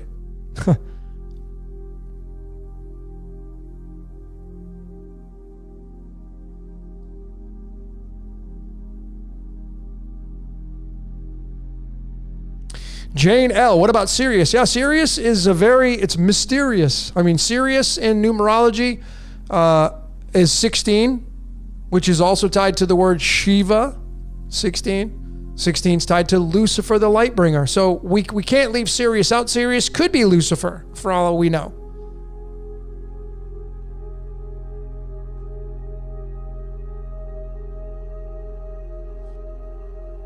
So many, yeah, exactly. Pale Horse Rider. is so many layers to this, folks. It's a Mandelbrot set. So like if you're a decoder and you're pulling up the 4-base ciphers, that's a dead way to decode from. Dead. You can find synchronicities in there. If you know what you're looking for, yeah. But you see, when you have 4 options in front of you, it gives you 4 chances to get it right. Just use one cipher, just one, and build your foundation. Get the language wrapped around one cipher. Don't care which one it is, just use one. Simplify your decoding skills. When you have 4 in front of you, it gives you 4 chances to get a connection. I say that's watered down. That's my opinion. I say that's dead-end results. Ultimately, ladies and gentlemen, if you're a decoder and you're using the 4-base ciphers, again, you got to make the truth your own. May not agree with me. I'm not here to try to force anything upon you, but I will tell you, from a fan of numbers and mathematics and trigonometry and sine and cosine waves and all the layers I study, the reason why these numerology ciphers, these reverses, and you can make I've made ciphers. They all eventually are going to show you how this reality works because of one anomaly. One anomaly makes every cipher work, and that anomaly is the number 9, because the number 9 is a repeater number. And the number 9 is in every single cipher. Even though the Chaldean just uses the numbers 1 through 8, if you get past the number 9, it includes it. But the reason why any numerology cipher or gematria or whatever you want to call it works is because of the number 9. Anytime you place a number next to the number 9, it will repeat that number. 49. 4 plus 9 is 13. 1 plus 3 is 4. The 9 repeats the 4. 59. 5 plus 9 is 14. 1 plus 4 is 5. Repeats the 5. 9 is the anomaly in numbers. It is essentially the repeater of everything. 9. 9 is the anomaly. And just so happens that Saturn's magic square, 1 through 9, it is the dial pad. That's Pandora's box, by the way. Saturn's magic square is Pandora's box, which is Earth, squaring the circle.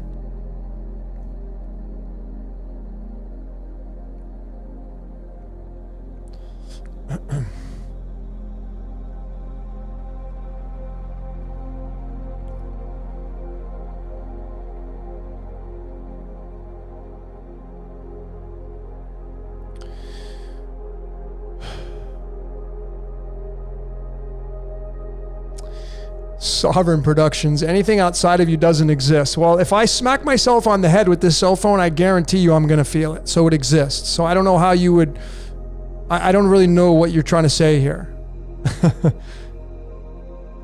This is a real cell phone. See, I'm hitting on it. This is outside of me. Sure is existing. This microphone, you hear me banging on it? It's a real microphone. That's outside of me. And it really exists. You're perceiving it with your senses, but in order to perceive it, it's outside of you. That's why when people say there's no such thing as time is an illusion. Well, shit, man.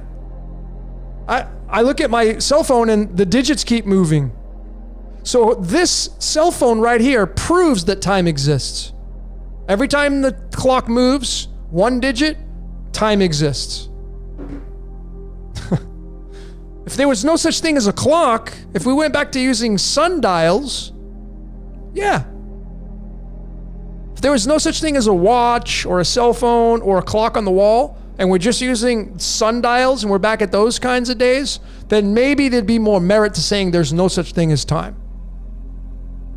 But as soon as the cell phone and the watch and the clock was invented, instantly and automatically, time was invented. Time now became a construct. That's undeniable. I mean, do you set an alarm on your phone? If time didn't exist, the alarm would never go off. Think about that one.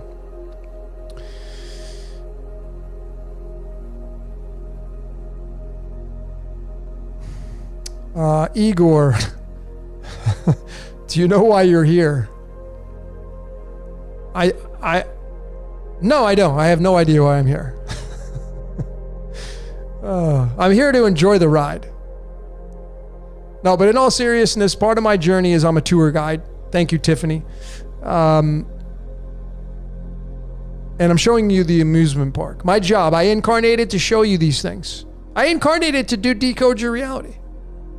Part of my incarnation, not saying the entirety of it, but part of my incarnation was to show all of you that are willing to see the machinations of this reality. Now, again, I will just be very authentic. I'm not saying it's going to be true for you. Maybe nothing is true for you. Maybe you're just like, Logan's full of hot air. Okay, great. So you would probably be going to find your truth elsewhere. And the only thing that matters is what you believe anyway. Susan H., have I thought about incorporating Roman numerals? I have. I've used Roman numerals quite a bit. They're on the tarot cards. They're pretty fascinating.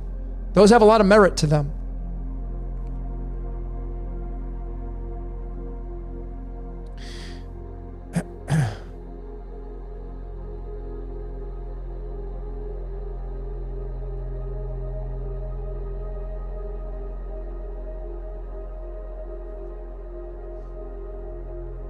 Cheryl Williams, I think 9 is related to corporations. I mean, I guess it could. I'd have to go dig. I haven't looked into the word corporations or corporation. You know, when you start to break these words down into syllables, I used to do that when I first started decoding and I kind of gave it up. But it's really interesting when you do the numerology of breaking the words down into syllables, how they roll off your tongue. It's really pretty fascinating. And then these words that have, like if you watched my hurricane decoded, I showed you catastrophe. It's got the word trophy in it, catastrophe, just like apostrophe. It's got this trophy word in the back end of it. You know, it just gets really interesting when you start to break these words down with syllables.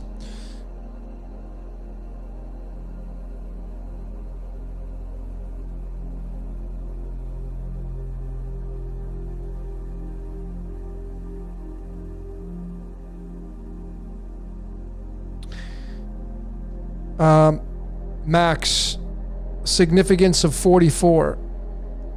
Well, 44 is tied to incarnation because the 44th element on the periodic table is ruthenium, and ruthenium has that 100, the fallen angel, and then the 101, which is the portal. And then speaking of your string of pi, now there's several ways to look at the string of pi and how to measure these numbers.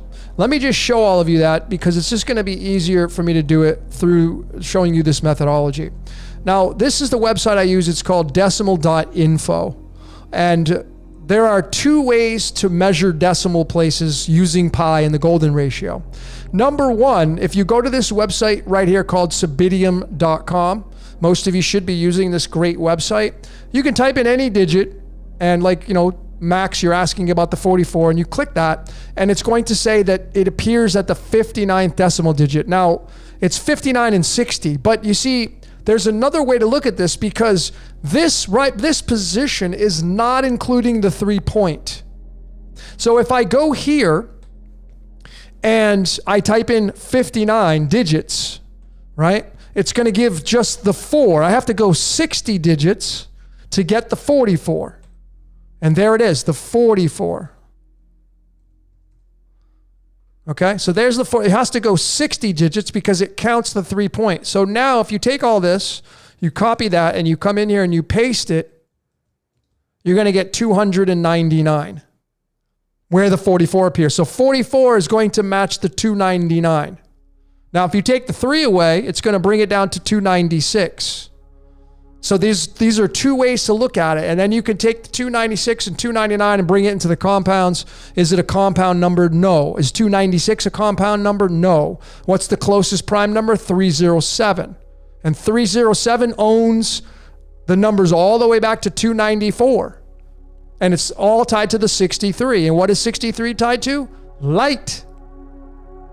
It's tied to light and the devil and copper. And the show down here in this reality.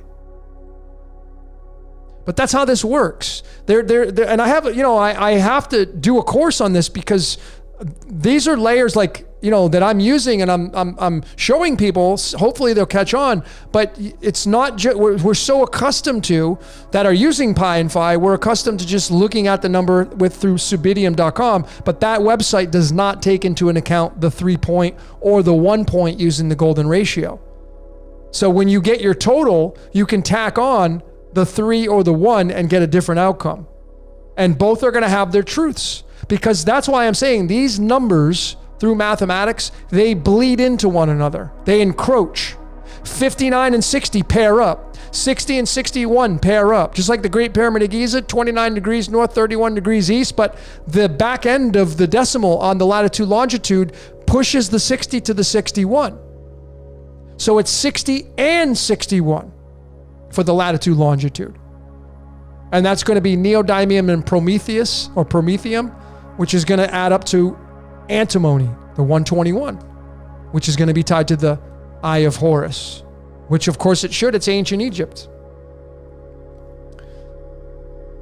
So I'm not sure where you got the 44 adding up to 314, Max. It's 299 or 296.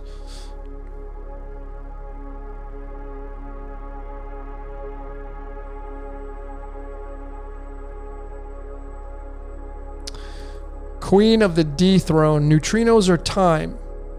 Okay. You got all capitals. Prove me wrong. Not interested in trying to prove you wrong. Not interested in debating. It's useless. If you believe that neutrinos are time and you're going with that truth, awesome. Go stack yourself in those placements. There's no reason that, debating and proving people. Why even go that route? We're trying to unify here. This is about making the truth your own. I mean, if every one of us here laid out all our truths and you were going to be authentic, you know as well as I do, and I include myself in this, I'm not an exception. Everything in my life, everything in your life is not 1 + 1 = 2. The things that we believe, some of the things that we believe in the constructs of this reality are not right. I know that I have some things wrong in my decoding. I know that. I'm okay with that. I'm not 100% accurate in everything that I do. I'm okay with that. And neither are you. And if you're not authentic with that and you're saying, yes, I am, well, you're in the wrong channel. We got to be authentic with this, folks.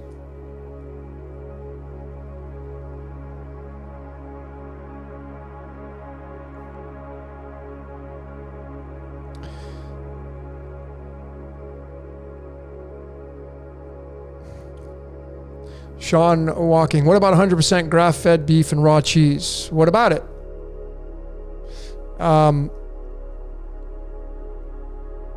I think, when you consume it, if we just take the notion of you are what you eat. If you just use this typical statement, you are what you eat. All of us have heard that. Okay, so let's just use that simple statement. What happens when you eat an animal? Do you become an animal? You are what you eat. I don't know. You got to make the truth your own.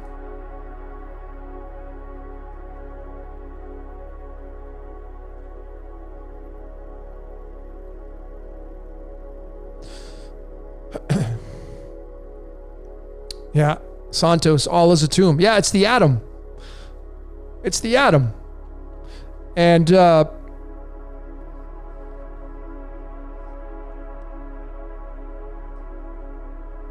according to the cards of illumination,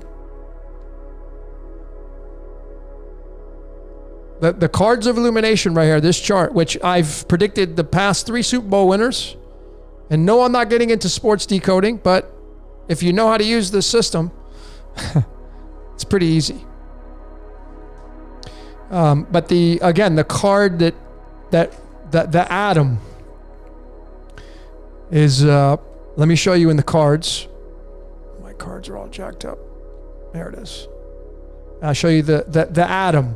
Adam and Eve, the atom. Photon, light. The atom. What does the atom look like through the cards? Let me show you so you can get an idea. Get a vision of it.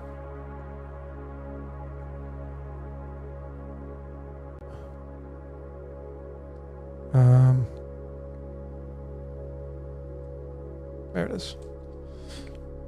So, the atom. Now it is 16. The word atom, A-T-O-M, in numerology is 16. And so is the word light. So is the word light. But this right here is the card tied to the atom. This one. Okay, it's tied to the atom. And then the tarot, it's the Ace of Hearts, the Ace of Fire, the Ace of Plasma that starts light off. And then the tarot that came after that is the Ace of Cups. And you'll see like the dove flying down with the Eucharist, and then you see the W there on the cup, which is interchangeable with the M. The W is the 23rd letter. 23 is tied to the word crown, blood, and history. This is light flying down from the heavens, from above, into the cup, and then the cup is overflowing. And the aces in the tarot always mean new beginnings. That's why you have the overflow there. So this means light. And then the Eucharist represents the Christ and the dove, and it's white and all that stuff. It's really interesting.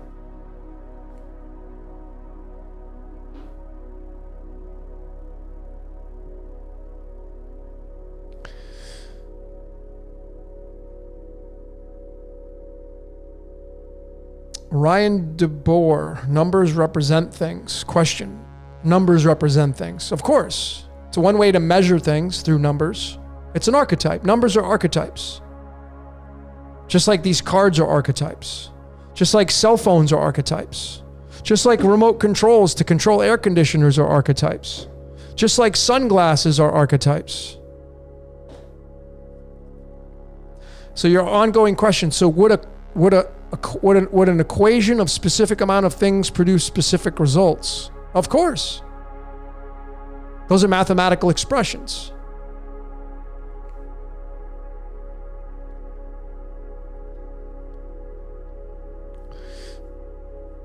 Gray Area 007. How about Dr. Robert Lanza with biocentrism? He's awesome. Gaia TV, where he says people are creating the universe from their mind. Yeah, it's a hive mind. It's a collective. Mankind's being used. The mind. Your mind is not your own. That's why the eye of Horus is inside your brain. You cut it in half. You're going to see the all-seeing eye there. That's your implant. See, I say the voice in your head owns you. That's it. That owns you. That's my truth. That's your feedback mechanism, the brain. Brain is 11 in numerology, tied to sodium, the element sodium. Sodium is tied to salt of the earth through the Christ. You're the salt of the earth. That's your brain. Brain's got two halves. That's the yin yang right here. The 69, the black and the white. The left and right hemispheres of your brain. It's where the crown is.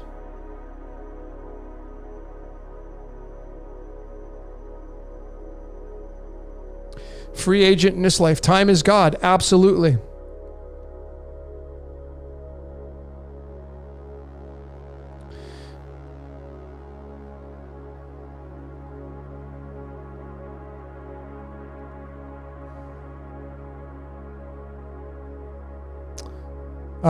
This book, you can't buy it. This is, my friend Sharon made this and gave it to me. You can find these charts online. I just don't have them handy right now.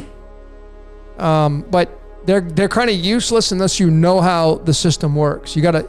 I'm considering doing a course on how I perceive it. Because when you tie numerology into the charts always move every year. The cards move around except for 3 cards. But when you know what the cards are linked to with numerology and words, and what planet is ruling over it, and then what position, it's like a bingo chart. If you look at this chart right here, this chart, it's like a bingo chart. All these are numbered spaces. And then that's another layer you got to look at. You got to know what number it's sitting on. And they're tied to the elements on the periodic table. It's just really fascinating. Divine Light Hazel just bought Sharon Jeffers. Yeah, she's awesome.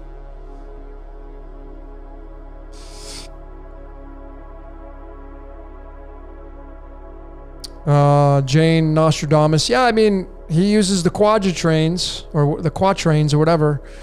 Could it be quantum? Maybe. Maybe. Steven, did you hear the TV show Dark and its spinoff 18? I haven't seen 1899. I should I see it? I don't know. Yeah, Dark was a really pretty the triquetra in there and reincarnation and recycling, and if you haven't seen Cloud Atlas, it was kind of the same story.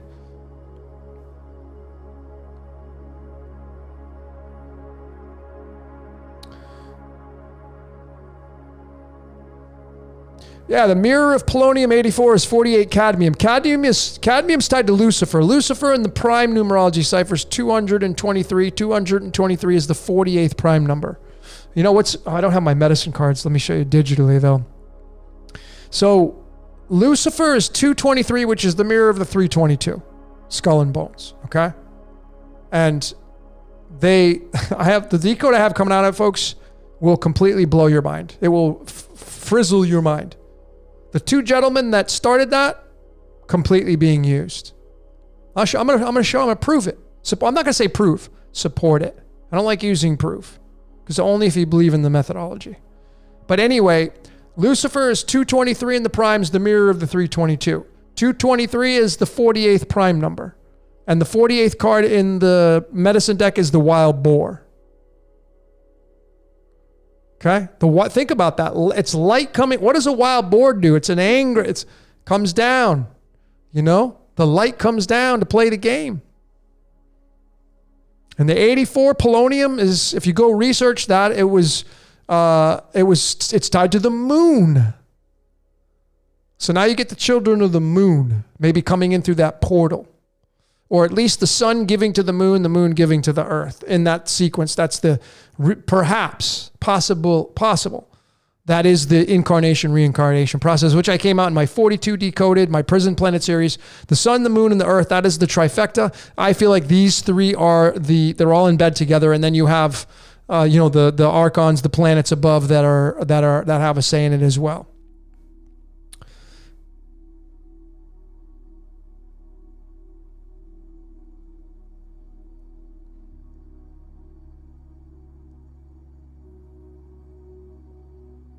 Curtis Conklin, do you think it matters if the words that you're forming into fiction?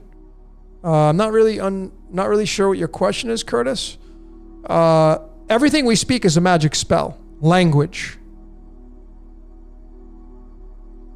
So that's why the word was God. You use theology. The word was God. God spoke to us and said, "Let there be light." I showed that slide.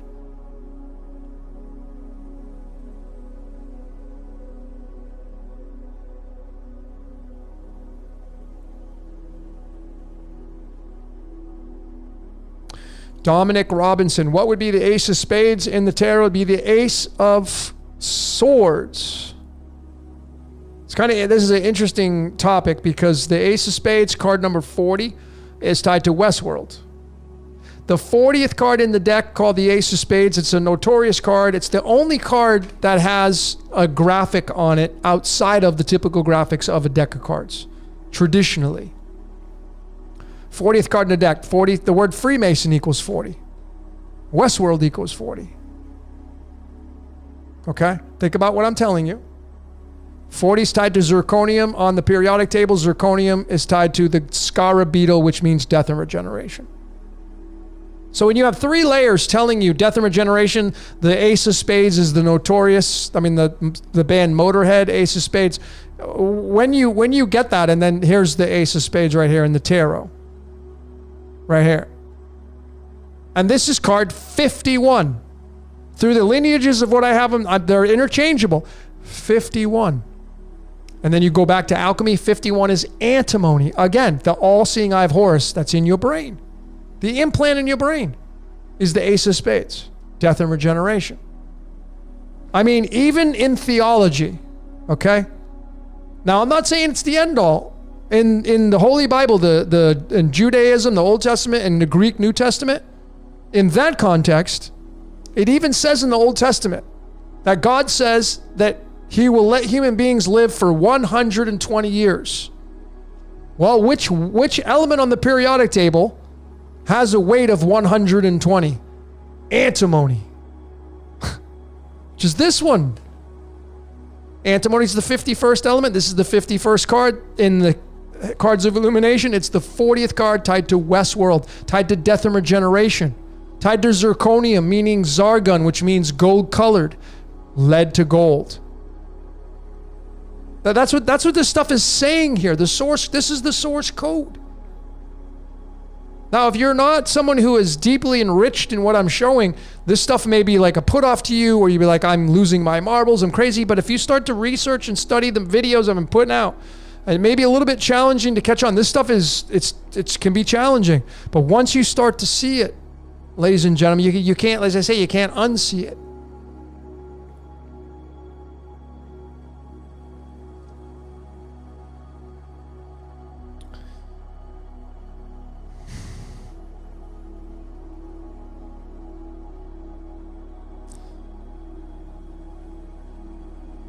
Max, you had 62 digits. Yeah, 62 is tied to the dream.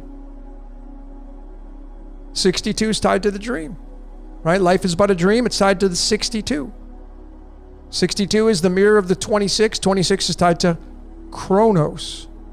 Chronos in the original Greek, 96 in Chaldean, 26. So in the original spelling through the Greek, Chronos, where it originally came from, is the yin yang. In Chaldean, it's the 26. And the 26 is also the Yod He Vav He in the original Hebrew spelling of its numerology, 26. So what do you think Chronos is, aka Saturn through the Roman expressions? The Yod He Vav He, Father Time. Which is where you're going to get Satan from, because Satan runs time. What does time do to you? Time is going to kill you. That's your nemesis. Time.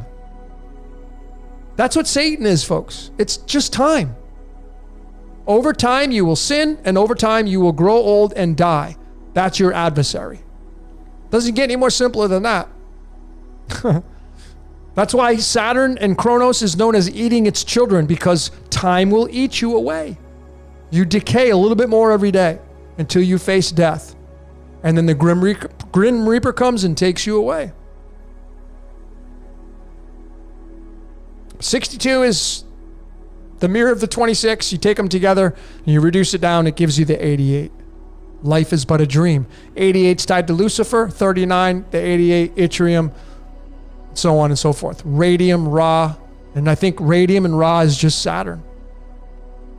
Very possible that Ra is either Saturn or it's Sirius. One or the other. Haven't been able to lock it down because it's just so complex.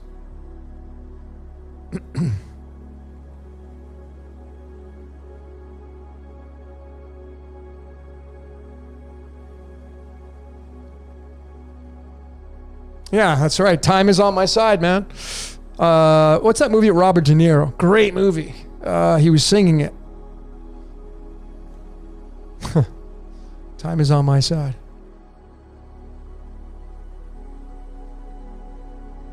Telling you folks, yeah, antimony's where it's at. I mean, it's just, I don't know. I mean, if you just follow this methodology and you start to synchronize or use syncretism, as Santos says, if you're a fan of Santos, what is syncretism? It's taking multiple things and bringing them, it's putting a puzzle together. And when you do that, we are now going back to theology again, there's the story of the Tower of Babel. What does that mean? Well, we're doing it right now. We're revisiting the Tower of Babel, because what we're doing is we're literally creating a temple that is going to reach up to God to figure out exactly how the machinations of this reality works. And when you get too close to that, that's when lights go out. And in the context of the Tower of Babel, God confused everybody by throwing them into all these different languages. People were reaching that place where they started to remember, we're starting to decode ourselves, and we're starting to see how the operating system is working. You're not supposed to do that. When you get that close, the game resets. The game resets.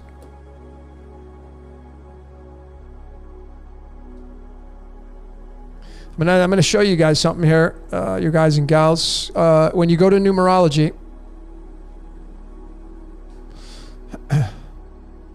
and remember that 43, right? I showed you the 43, how important that was. Do I have my animal cards? Yeah, I do. So if we just show you the 43 digitally here.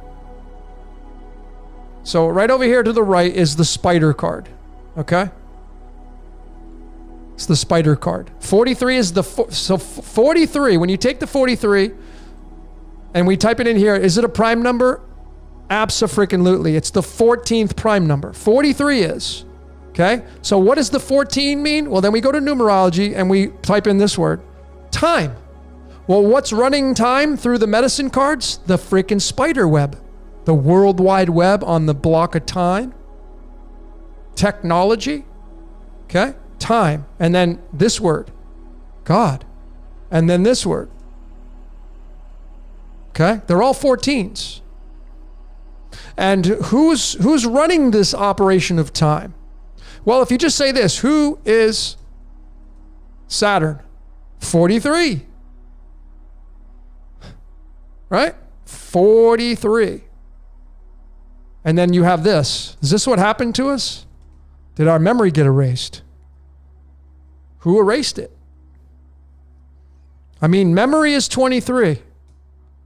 Right? Just like the word blood, just like the word crown, just like the word history. So what gets erased from our memory? History. See? 23. It's all right there. It's just, you got to know what you're looking for. 23 is called the Royal Star of the Lion, tied to Yaldabaoth, the Gnostic demiurge.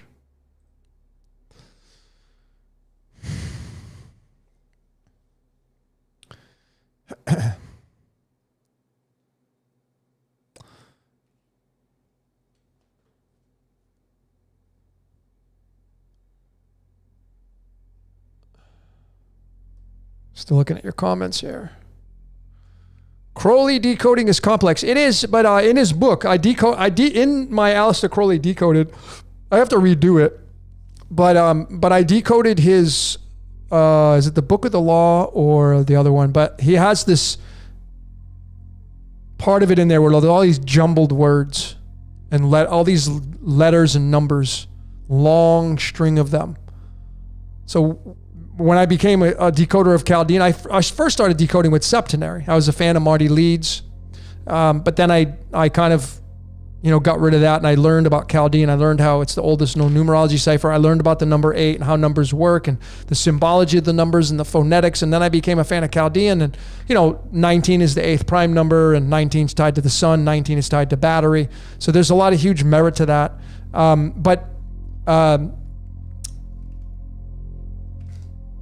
lost my train of thought. Damn. Brain just went too quick. Lost it. Oh yeah, Crowley. So when you do this long string of Crowley and you decode it and you put it into the Chaldean, it's the number 118. 118. So what does the 118 mean? Well, you can separate the 11 and the 8, and it's going to be Aquarius and Scorpio. 11th house and 8th house. It's going to form a Y. Going to form the crucifixion there too. But it's really interesting, the 118. 8 is death and regeneration, 11 is justice. And it was this message from Crowley, and I it's just really fascinating. I got to redo that.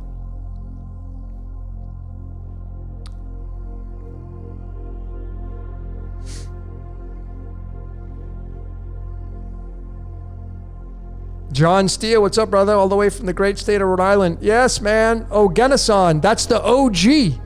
That's right. The 118th element. Thanks for reminding me of that. See, I forget about this stuff too. All you great decoders. So I have a decode shelved on that element. The last element known on the periodic table is the 118th Organeson, and it's the OG, the original gangster of the elements. That's kind of how I put it. And it's just funny, man. I should probably pull that one back out.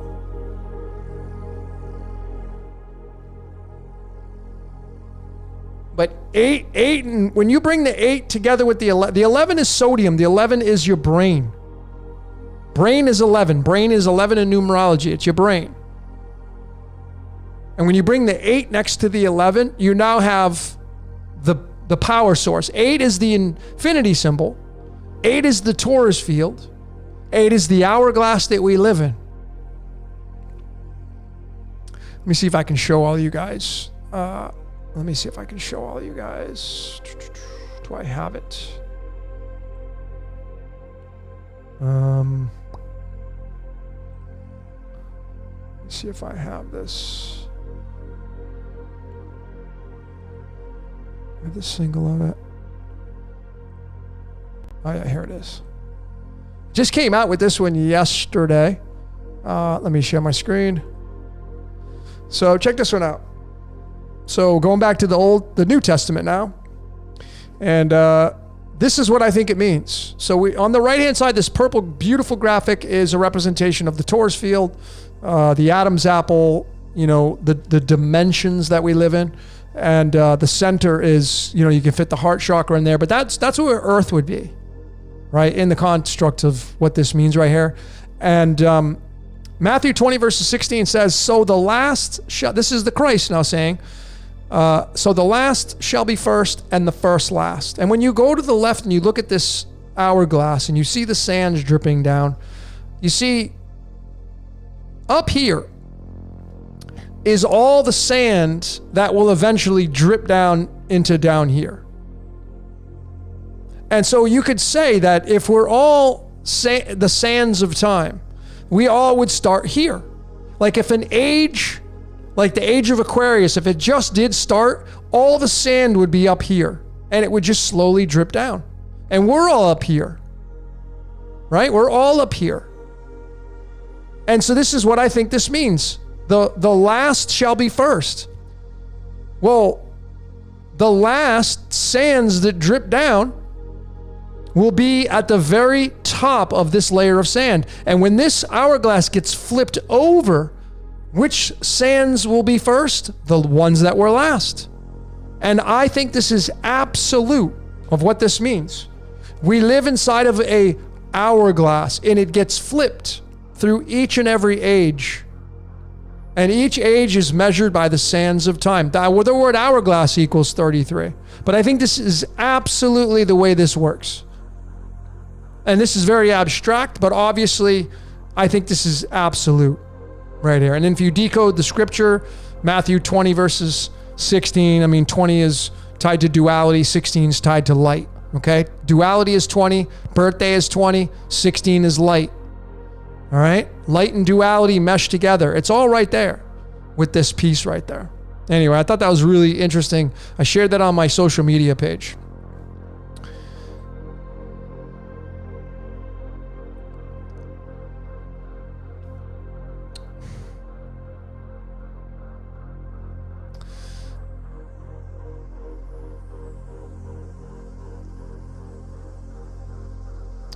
Okay. Queen of the Dethrone. If you were a planet, which planet are you? I'd say you're Mercury. Well, I have a lot of energy going to Mercury. I have in Western astrology, I have 5 planets in my 3rd house, which is ruled by Mercury and Gemini. I'm here to communicate without a shadow of a doubt. And what's really fascinating about you saying that is my full name, my full birth name equals the number 80, which is the element Mercury. So there's merit to that. Mercury equals 23 in numerology, tied to the crown, blood, history, all that crap. Mercury's the communicator. So there's a huge amount of merit to that. Maybe you're psychic there, Queen of the Dethrone.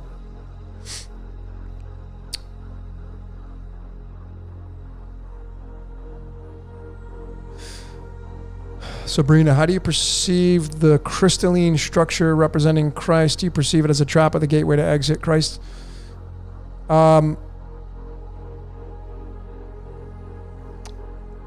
If you haven't seen my 2 Thieves decoded, it's probably the sleeper of all sleepers. In there, I showed that I showed the cross, which is the cube, and the cross is made up into 6 segments, 4 going vertically and or what is it? 5, 1, 2, 3, 4, 5 going vertically, and is it 5, 6? I don't remember. I'm losing track of my mind here, but it's the cube unfolded, the cross, right? And there's blocks there, and those blocks, when you bring in the elements on the periodic table, the element that is on your right side, representing the future, is silicon, the 14th element, which is a match to the word time. It's matching to the word God. It's matching to the word Satan. 14. Silicon. Silicon, capital of the world. I'm sorry, Silicon Valley is the technology capital of the world. And it's the forward-moving progress of silicon and the cross. And Roberto, this guy down in teaching the Toltec stuff, he's been on the Syncretism Society. They just had him again. Been on like 3 times. He mentioned it during one of the podcasts I was on, and I had bells going off because he said that they believe that you will move into the crystalline state and you will shed this physical body. And the crystalline state's tied to silicon. Well, just what the hell does that mean? Well, then you get into quantum physics. Going quantum. What does that mean? Quantum is 27, tied to the word heaven. Heaven is 27. Quantum is 27. So is the paradise in theology just a digital paradise called transhumanism? I know that that's going to really shake some trees out there. And I'm not saying it's absolute. I'm just bridging the gap with some of these connections from everything that I've done the research on. And I mean, this guy, Roberto from the Toltec, he's talking about moving into a crystalline state through silicon. Silicon's tied to the cross through my research, which represents the future. And if we're moving into technology and everything's starting to speed up, the more knowledge you get, the more faster you go. We're starting to put the puzzle together to figure all this stuff out. And what if the paradise in theology is just a digital paradise? Like I told you earlier, man, there are apps. I mean, my friend, she takes pictures and she uses these apps and she makes you look like you're perfect. You can't do that with old time photography. You can't take a picture of somebody with a Polaroid remember the Polaroid? You take a picture and the picture comes out. You can't alter that. What you see is what you get, but not in this day and age. Nope. You can take a picture of anybody now with an app on your phone. You can shrink them down. You can take scars away. You can make the boobs bigger. You can make muscles bigger. You can make hair longer. You can make somebody look like a trophy piece. Just like that. That's when it hit me. This was just a month ago in Las Vegas. It hit me like a ton of bricks. I'm like, wow. That's what people are after now. They're after perfection. I'm going to put a filter on myself. So when we look at these constructs, ladies and gentlemen, these ideas, it just seems plausible to think that the paradise is going to be going quantum. And that's it. Something to think about.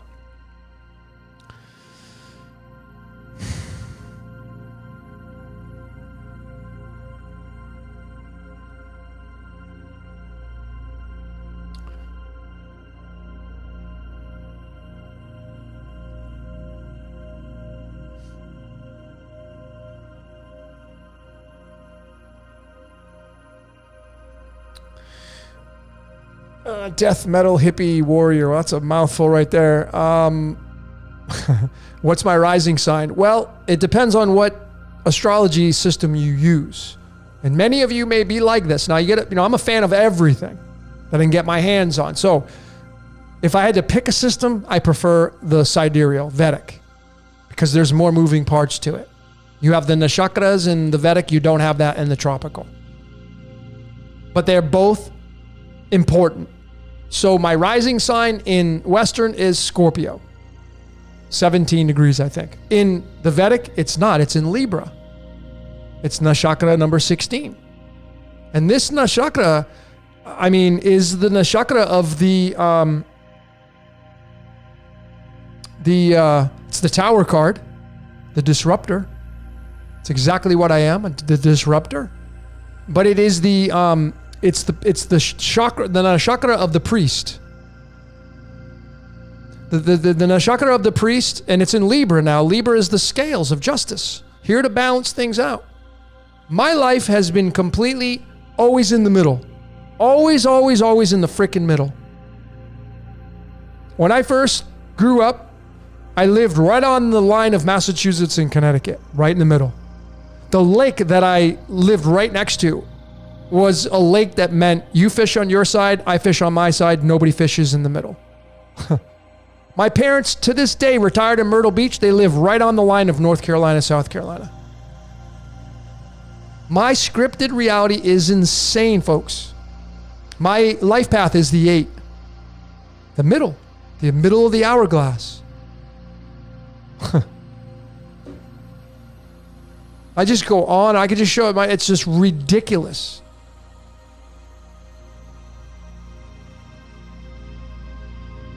And then, so I have I'm a double sun sign, Capricorn, Aquarius. I'm both. These signs they bleed over just like numbers do. So you got to look at both charts and then read from both to make a determination what you look like.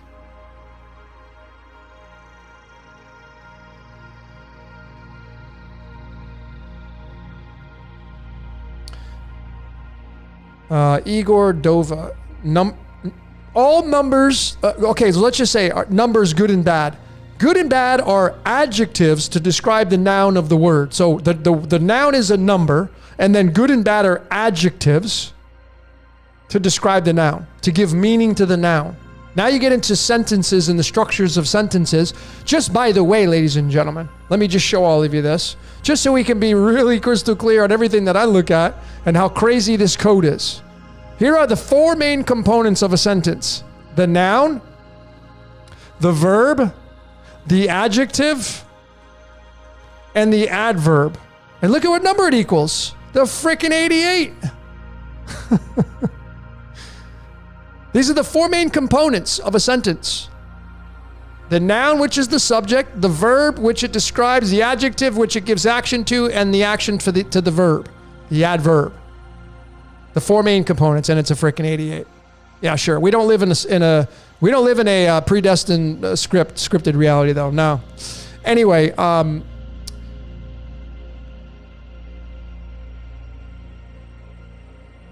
forgot what I was going to say now. Damn, I lost my train. Oh yeah, good and bad. So you got to take the constructs of good and bad, and then you got to say, well, is anything good or bad? And then, like I'm a huge fan of Bob Proctor. Nothing's good or bad. It's our thinking that makes it so. But then the contradiction is, yes, there are things that are bad when we say so.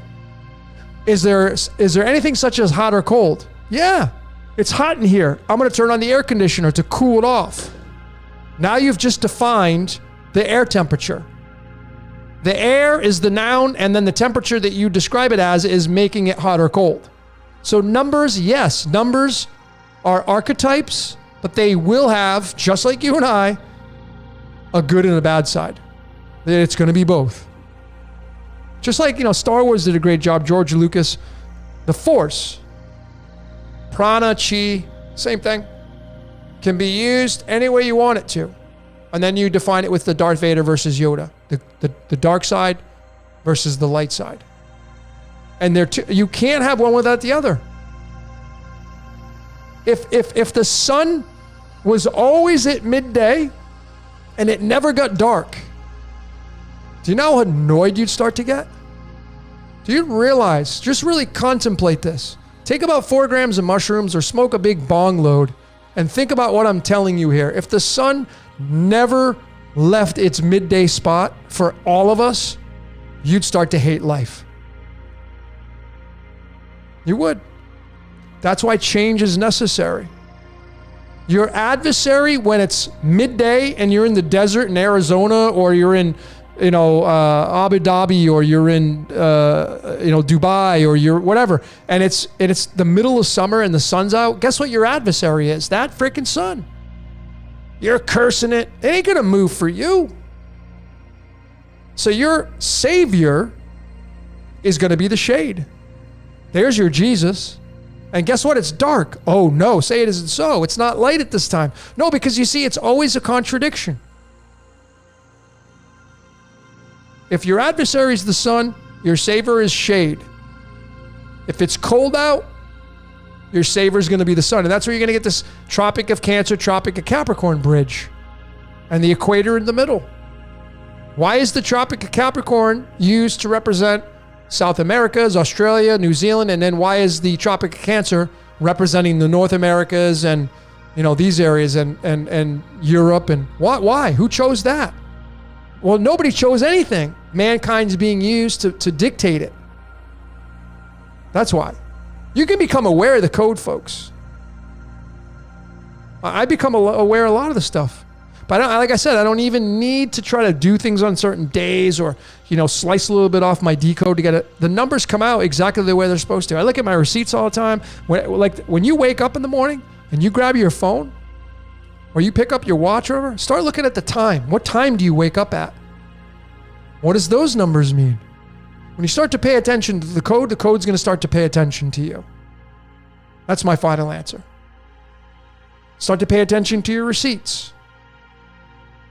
If a song pops into your head, it's trying to tell you something. Go decode the song. What time did the song pop into your head? Look at the time. These are all little clues. And it just may be your angel, whatever your guides are, they're trying to tap into if these constructs are real. Again, these are possibilities. That's all they are. I don't know. They sound great ideas, man, but at the end of the day, these are all just ideas. Can't prove them. But I can prove that I can look at the code. Ladies and gentlemen, I mean, before I go to bed, I normally take I normally sit there and I do my gratitude. I'm a huge gratitude junkie. I give thanks for my life, living a day out, et cetera, et cetera. And, then sometimes I'll start to ask questions. But I don't ask the question, I give thanks for the answer. So there's a big difference. And when I do that, I know all these cards by heart. And I'll sit there. I will not say a word out loud. Nothing. Not a zilpo, zitcho, nothing. I will just think it in my mind. And I will pull a card out. And I'll get the answer. And I know what it means. Like someone's really talking to me. Who the hell's doing that? Who's doing that? Well, when you use logic and discernment, man, what do you think that is? This is not, I'm not trying to blow smoke or I'm not trying to bullshit anybody. I'm being as authentic as I possibly can. I can sit with a deck of cards and sit there and rifle through and ask questions and I get my answers. And I don't say anything out loud. So there's nobody listening. What's listening to my mind? See, these are things I don't need to defend. I just tell people that. You do whatever the hell you want to do. I already know my answers. Nobody can, I'm not trying to pull one over on anybody here. I already know. I'm dialed into the code and the code talks to me. Whatever's running that code, I have no clue. But it's in my head because I certainly ain't talking out loud. And I've proven it over and over with the cards time and time again.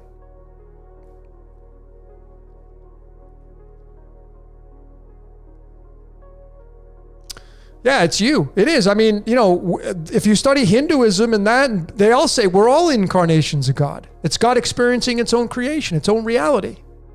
That means it's every single thing here, the good, the bad, and the ugly. Ooh, that's a tough, tall order for some people to accept. So they're like, oh, no, it wouldn't come down and do this. It wouldn't come down and do that. Well, where do you draw the line? I mean, I can only go by my life. You can only go by your life. And when I just told you, I talked to the cards and they talked to me back without ever speaking a single word, where do we go with that? What logical explanation can I come up with?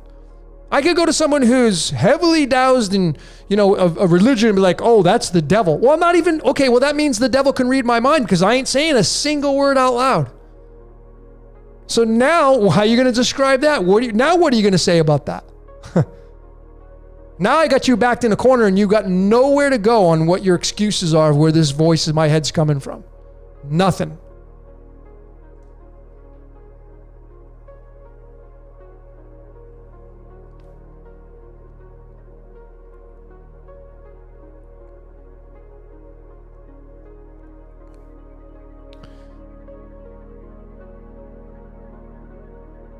I mean, if you just to summarize this, if you just go back to numerology, folks, right here, I said how big this number is, 30. Okay? This number 30 is a big deal. It's tied to this word right here, demiurge. The Gnostics called God of this world the demiurge, 30. And then it's tied to the New Age name for the Yod-Heh-Vah-Heh, 30. And then Jesus was from this place right here, 30. And then you have this guy right here every Christmas. What does Santa do? He comes down the chimney. What is that an allegorical representation of? It's light coming down to become physical matter. Santa Claus, make way for this character right there. And that character right there runs time. And it's a god. Time is a god.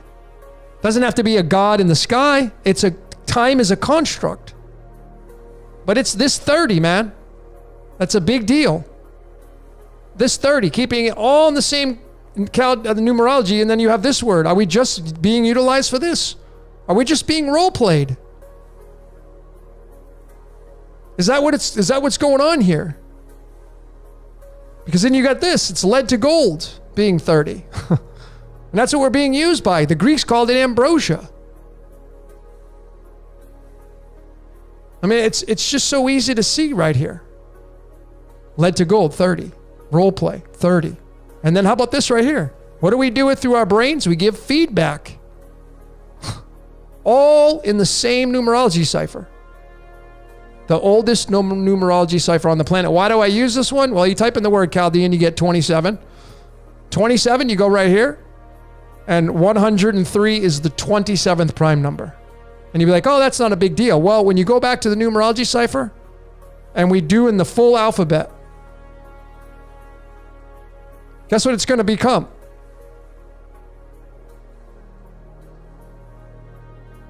(103). Bam! And there's the connection. 103 is the 27th prime number. And the full alphabet, the words that we speak all of our spells upon to create this reality is a 103. And it's using this numerology cipher called Chaldean, which is a 27, which is a match to the word heaven, which is a match to the word Jupiter. I mean, you do the math, you do the numbers if you're a fan of numerology and the mystical art platforms, folks. I mean, am I stretching anything? I'm just using one numerology cipher, that's it. Showing you the connections. You can't do that with any of the other numerology ciphers. Not with what I just showed you. I broke down, if you go check out my I Am Decoded, I did a lot of the numerology ciphers with A through Z. The English and septenary and even the keypad is ridiculous, which is the 148, which is tied to Samarium in the dream. We're in a dream.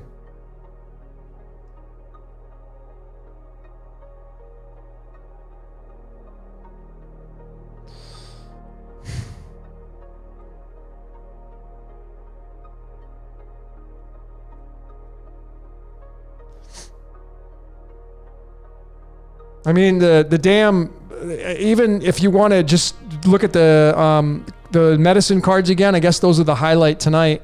But I mean, look at what the 27th card is in the medicine deck. It's the frickin' dragonfly card. The great dragon got hurled down. What is the dragon?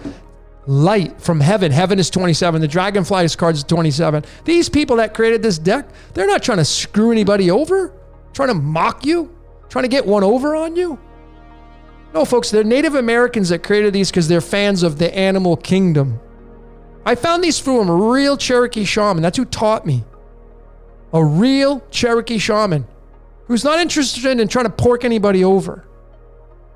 Okay? The guy that I learned from was born on the 96th day of the year, by the way, as well.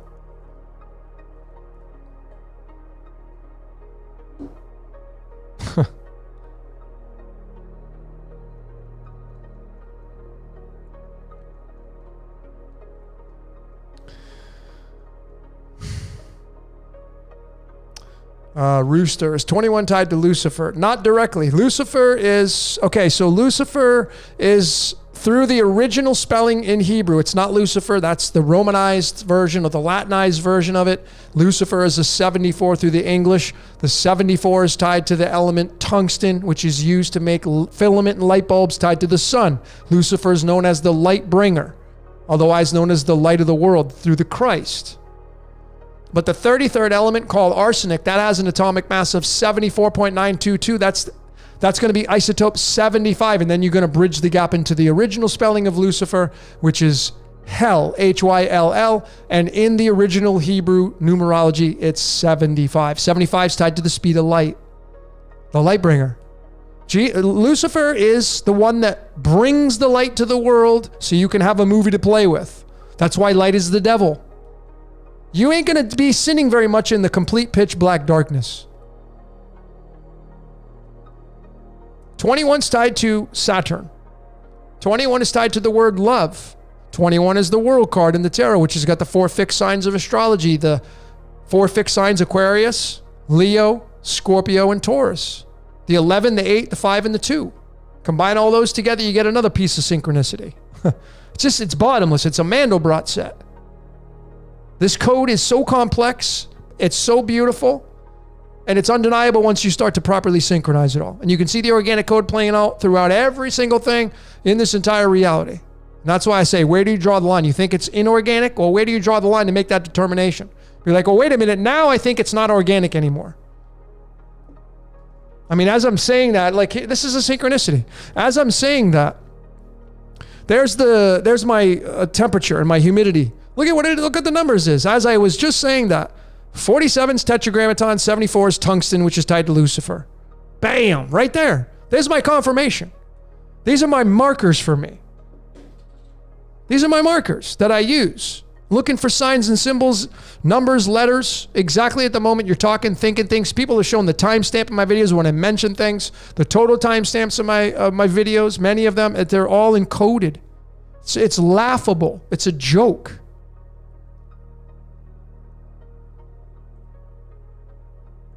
The only thing I can do now is just laugh, because what am I going to get mad? You're not going to change that.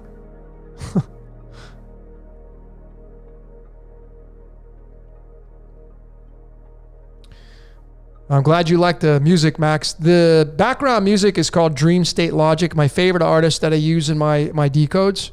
If you just type in Dream State Logic, I always include the artist in my description of my videos. But that's my favorite. It's the music I like to listen to a lot of times when I decode.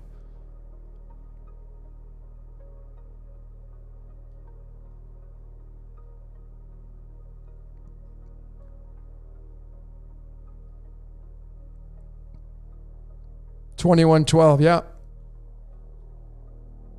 2112, the mirrors of one another. I mean, ladies and gentlemen, you know, everything that's happening in your life, if you start to pay attention to it, it'll start to pay attention to you. I'll give you a prime example. I went to the US. I was there for a month. I came back. I went back to the gym. Well, because I was gone so long, my gym membership changed. They deleted it. So they gave me a new one. I love when I get new numbers because it's a sign, it's an omen, it's a symbol. So I got that number. You should take your total phone number, your area code and your phone number, add it all up. What does that number match up to? Where does that fit in your life? Your social security number, you have your 3 digits in the front, your 2 digits in the middle, and your 4 digits on the end. You can separate them all. You can add them all up. What do those numbers add up to? I mean, if you want to talk about scripted, ladies and gentlemen, my first 3 numbers of my Social Security number are 049. What is 49? Down in a hole. The freaking salmon, the fish. Light coming down to play the game. The middle, the 2 digits in the middle, it's like your middle name. It's your middle name. The middle name, the middle path, middle is 21. The world card is 21. You come into this world through the world card. You come into this world naked. The word love is 21. The world card is 21. 21 is tied to scandium. Scandium has an isotope of 45. That's Pandora's box. You enter into Pandora's box. You can't help it. See, if you actually came into this world as an adult, never mind as a kid, imagine we all incarnate and you're instantly right now in your mind space, right? Oh man, it would be much different in this world. But then let's just say you get to choose exactly how you want to create your life. Like, nah, I don't want to pay that. No, you're not going to charge me for insurance on that. No, I'm not going to pay this and that. I'm not going to pay property taxes. No, screw that. I'm not paying that. But see, that's not the way this reality works, right? You get strongholded, you get strong-armed until there comes a time when the empire falls. Golden Age. Or at least the rise and fall. And these are all fractals. So if you're in the United States of America in 1776, when this nation was built, supposedly, on that story, it was built from the baby stage, naked. When they developed the Constitution and they started to put those things into place, and they started to run that government, even though it means mind control, it was far different than it is right now in its current stage. In the current stage of the United States of America, it's near its death. It's got cancer. It's disease. It's sick. It's an archetype. The government of the United States, as is any other government, they're all archetypes. And they all have periods they go through. Baby, prime, death. So when it's in a baby, when a new business starts out, if you're a business owner, you're all excited. Oh my God, I'm launching this new restaurant. Can't wait. And then what are you focused on? You're focused on the customer, right? You're focused on making sure you get everything right. You got to make sure you get that 5-star rating. Can't get, oh my God, we have someone come in, a complainer. Oh my God, I got a 1-star rating. You're all bummed out. You don't want that. So you strive to keep your 4 or 5-star rating, but over time, what does time do to a rating? It debilitates it. Because there's going to be somebody come into your restaurant that doesn't like your food, or is going to complain, or there's going to be a mistake by the chef, and there's going to be a cold plate that goes out, or there's going to be an order that's wrong. Now you got to slash money off the bill, and you're going to get bad reviews. And that's what happens when you move through time, folks. That's the devil. Time. That's where mistakes get made, that we label them. And that's exactly how empires work. A brand new empire starts, or a brand new government starts. If it's built on authenticity, it starts out, new and fresh. It starts out with integrity and loyalty. And then over time, Satan gets its hands on everything. It becomes cancer and toxic ridden, and it's time for that thing to collapse and die. Just like the body does. Come into this world as a baby, fresh, brand new, nothing's broken, everything's working okay, the plumbing's going great, digestion's working good, blood's flowing good, and then you move through time, the devil gets a hold of you, your arteries get clogged, shit breaks down, the pancreas gets removed, your teeth get all rotted out, and then you die. That's life. That's the cyclical pattern of life. And that is an archetype. We are an archetype. It's the same thing with religion. That's why religions are starting to go bye-bye. They're not needed anymore. So it's really interesting when you can look at this stuff, man, how this whole world works through these constructs of, think of everything in archetypes.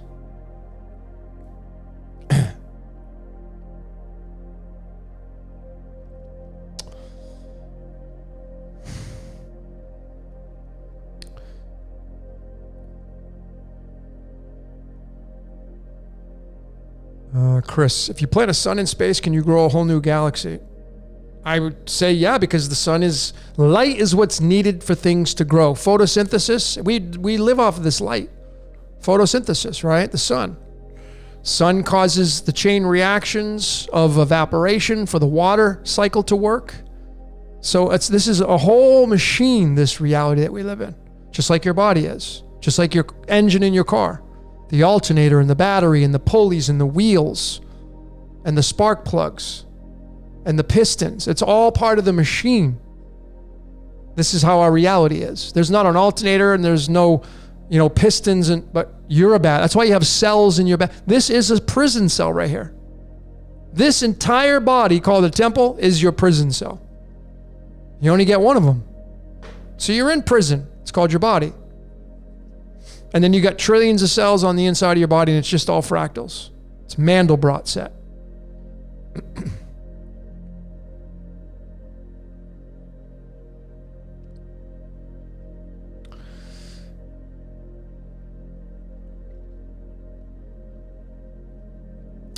Wesley, my money is on the new empire starting in 2026. I say 2023. I say next year is when really stuff's going to really start to change. That's what I say, but it's just a guess. I'm not putting any eggs in the basket, just for fun.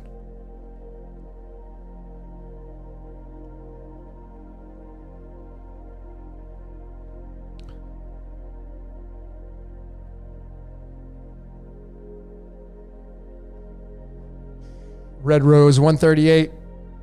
That number's big in Jason from Archaic's work. Tied to the pyramids, tied to the one that lies hidden. The 138.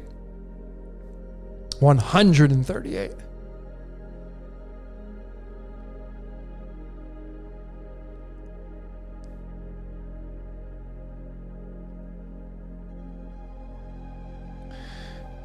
Let me see if I can find. I'm going to show you guys a... let me see if I can find this. Let me give you guys, just give me 1 second, ladies and gentlemen. What am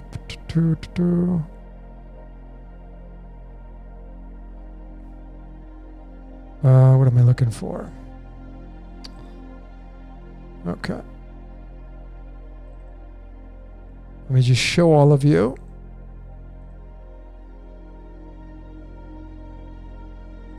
Hang on 1 sec, ladies and gentlemen.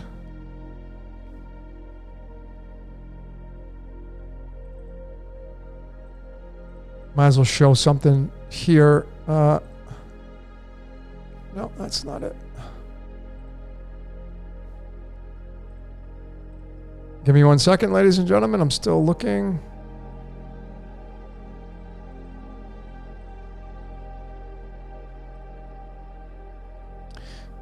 So I'm just going to show you how, like, movies, let me just see if I can, this may be a little bit messy, but I haven't released this yet, but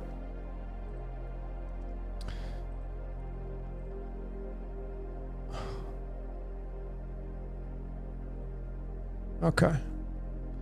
Let me show all of you this. So if you've ever seen the movie Joker, 2019, Joaquin Phoenix, last name being Phoenix. The Phoenix rises. Joaquin Phoenix. Okay. Well, in that movie was the ending that kind of was the whole foundational piece of what this reality is based upon. Now, this scene right here was taken right from the movie, and it was when the Joker was arrested for shooting Robert De Niro in the head. And he's being transported in this cop car right here. This is the cop car. It turns the corner. This is the scene for when it turns the corner. It starts driving down the street, and the Joker's looking outside of the window, and he's seeing all the chaos going on, and people, they're looting and rioting and burning, and cars are on fire, flipped over. I mean, it's just complete chaos. The clue is right on the police car that is being driven in. And it's this 75 right here, 75th precinct. And there's the clue. It's tied to rhenium. And rhenium is tied to Lucifer. You see, Lucifer in the original spelling is 75. Rhenium, if you type it into the Chaldean numerology cipher, here you go. Watch this. Rhenium. Whoops. Rhenium. 28. Just like the word Lucifer. Just like the word architect. What is the architect? Light. Okay? So you have this rhenium element right there in the cop car he's being housed in. And of course, the big takeaway is the weight of rhenium, 186, and the speed of light is measured at approximately 186,000 miles per second in a vacuum. So it's and Lucifer is known as the light bringer, and it's the Joker who disrupts everything. The Joker who disrupts everything. So this is just stuff I'm working on. I find stuff in movies and I can see it. I can see it. You could start to see it. Start to see that 75. And, the 75 is also tied to, should have just did a let's talk decoding tonight, but here it is. History repeats itself. 75. How about that? So Lucifer is tied to history. Repeats 28, Lucifer 28, Rhenium 28, light repeating itself. The great dragon, recycle. And this anomaly I found in pi, I'm not going to go into it. Most of you that follow my work, you know this number, 19, 37, 46 is 75, 93, 39, all going to reduce down to the 3, and you get the triple 3 here, which is going to give you the octahedron, the tetrahedron, the eye in the sky, the shepherd. History repeats itself. History 23 tied to blood, crown. Your blood is tied to the history. It's so obvious, folks. This stuff. I've got so many decodes I've done I haven't even come out with. I have over 1,000 decodes. It's ridiculous how many I got, and I can say I'm addicted to it. I won't let it. Whatever's running me, it won't let me stop. Not yet. I don't know when. I don't know. But it won't let me stop. Wesley S. I'm assuming you know the claim speed. It doesn't matter if the claim speed of light is suicide. That doesn't matter. That's really irrelevant. Whether it is or whether it isn't 186 or 3, that doesn't matter. The numbers synchronize with what I'm showing with elements, and then there's so many other pieces. The 75 is tied to the Jack of Diamonds, the Jack in the Box, the 37th card in the deck, which is tied to Eye in the Sky. The words Eye in the Sky is 37. The word Shepherd is 37. So it doesn't matter if it's not right. The numbers will synchronize.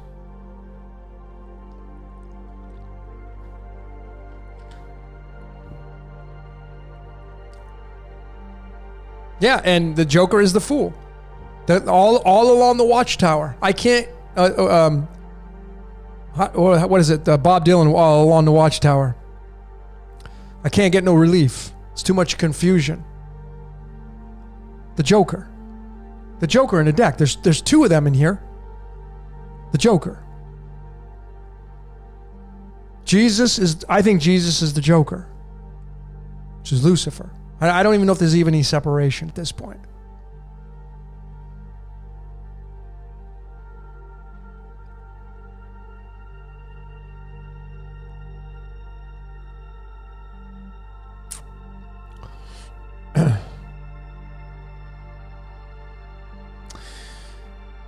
Oracle of the Mermaid, what is your purpose for exposing the code and being the tour guide? It's just that. I did a reading for this beautiful gal named Tiffany one day, and she had said, that's why I give her the credit. She's like, you seem like you're a tour guide. Of course, tour guide, they're both 19s. Logan is 19, so kind of makes sense, right? I was born on a Sunday.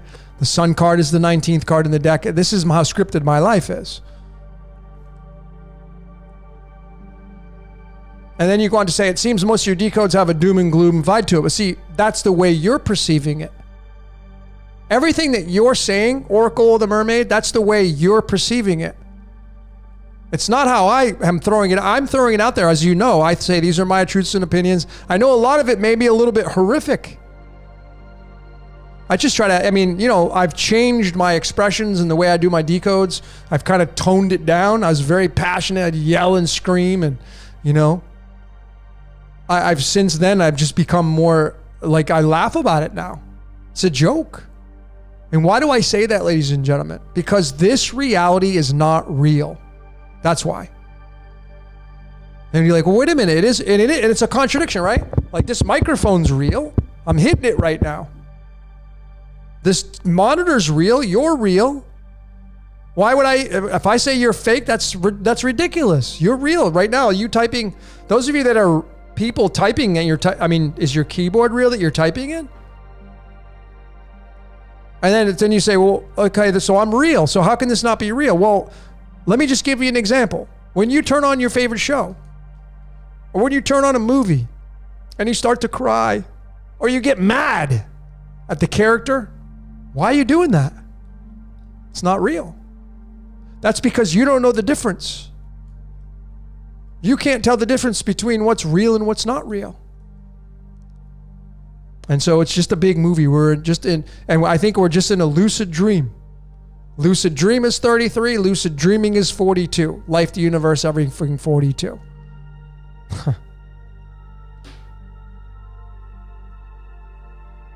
So this reality is not real. I've taken the stand. It's not real. Whatever's watching us is watching a movie. We're theater.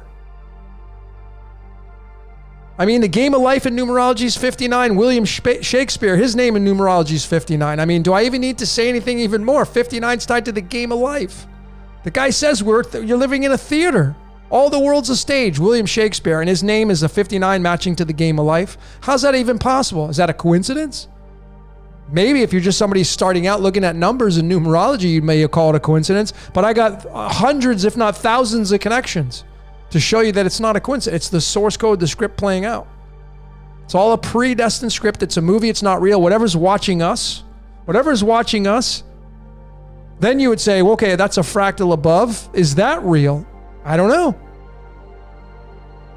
But when you watch that movie or you watch that show and next time you get emotionally involved and you catch yourself getting emotionally involved, why are you getting pissed off at the character? It's not real. The guy's just acting out. The chick's just reading her lines. And you're getting all doped and mad about the person. So do you think it just stops here? No, this is a movie. This is a movie. And you're playing it out in real time. It's a screenplay. You got your screenplay. You got your script. That's why if you're looking to decode yourself and it's undeniable. I don't need, like I said, I don't need to defend this stuff, folks. I don't really care and I'm not being an ass. I'm being very direct. I don't really care if you believe me or not. I could care less. I don't care. Because I have so many hours of research in this methodology to support what I'm saying. And I know this is to be absolute. And then I go against people who are like, this is that. And it's like, dude, you're just listening to the pastor on Sunday. What the hell are you talking about? That's cool. We're not seeing eye to eye here. So there's no debating is dumb. It's just not worth my time. I'm about offense, putting points on the board. I'm not interested in defending my research. My job, my incarnation, part of it was to show you the machinations of how this reality works. Whatever you do with it from there is completely up to you.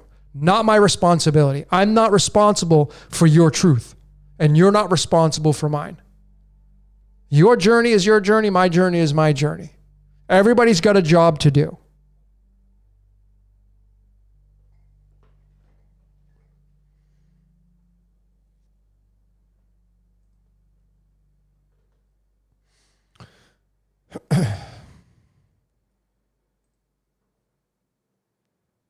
Yeah, I think the highlight tonight is the damn medicine cards. I got to get another deck.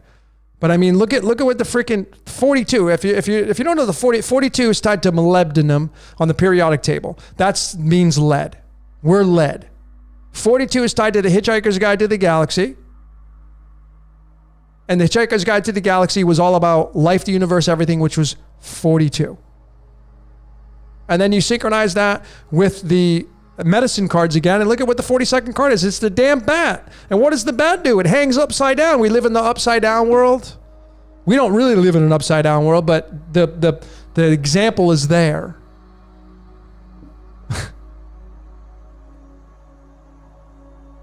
It's just, there's so much to synchronize. When you synchronize it all, there is no way that man could ever code this, ever.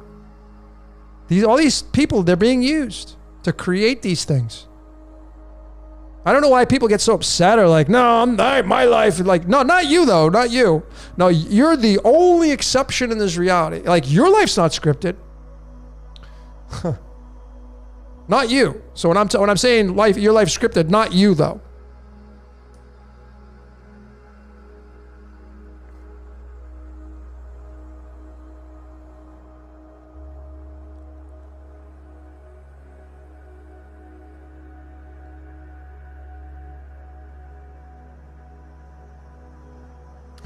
Angela 805, do you get the medicine cards on Amazon? Yeah, let me get you the link because actually mine's going to be in Spanish, so I won't be able to find it for you.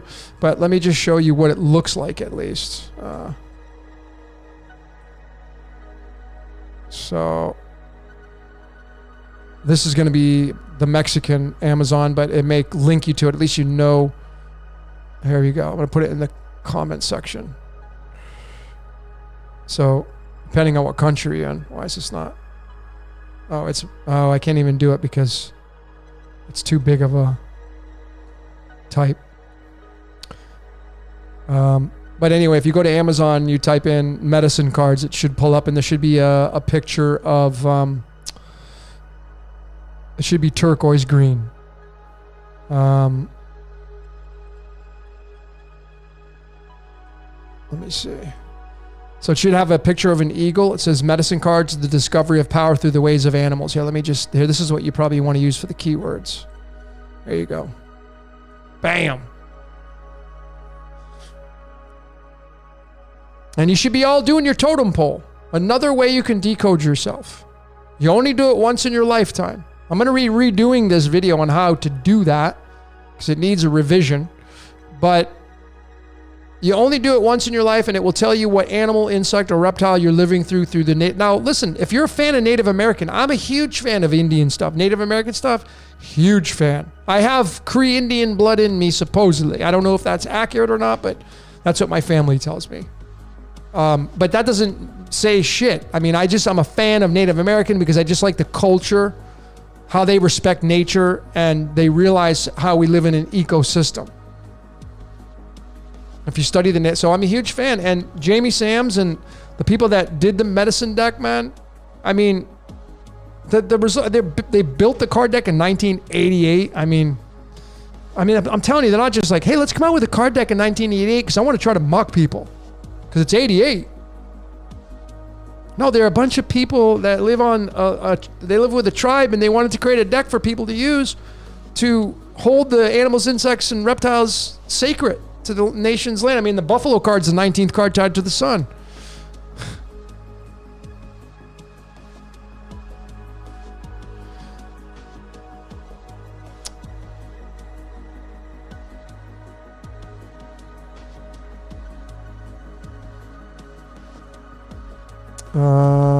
Let's go back to your questions.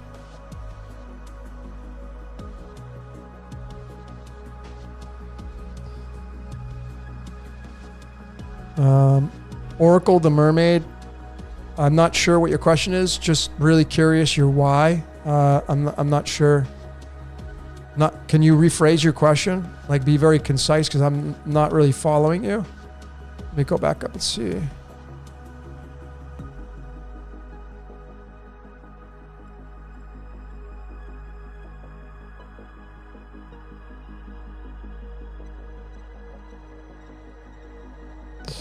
Igor, what's Yod-He?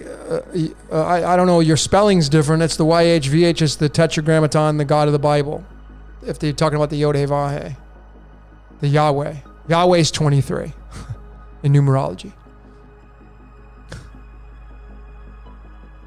which is tied to Yaldabaoth, the Gnostic demiurge, which is tied to Allah.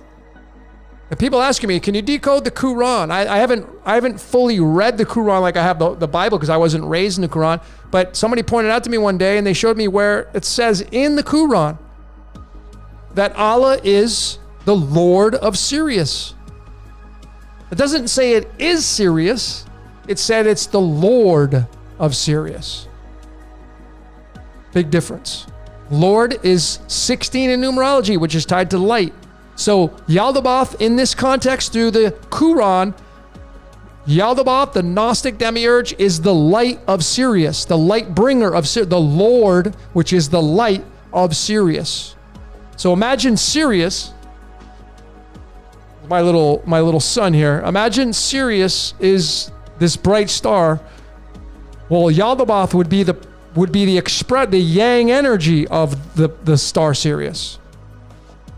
And then we have to bring in Lucifer into this because Lucifer could be Sirius, or Lucifer could be Yaldabaoth. The Gnostics say that the Yaldabaoth is the demiurge. And then you get, obviously now, through the methodology I've been using, the God of the Bible, the Yod-Heh-Vah-Heh, is the God of this world. Isaiah 45 verses 7 says it right there. Showed it in my hurricane decoded, in so many other decodes. That's just the way it is. This is what this methodology is saying. We were supposed to find it because we're finding it. There are no accidents. Everything just is.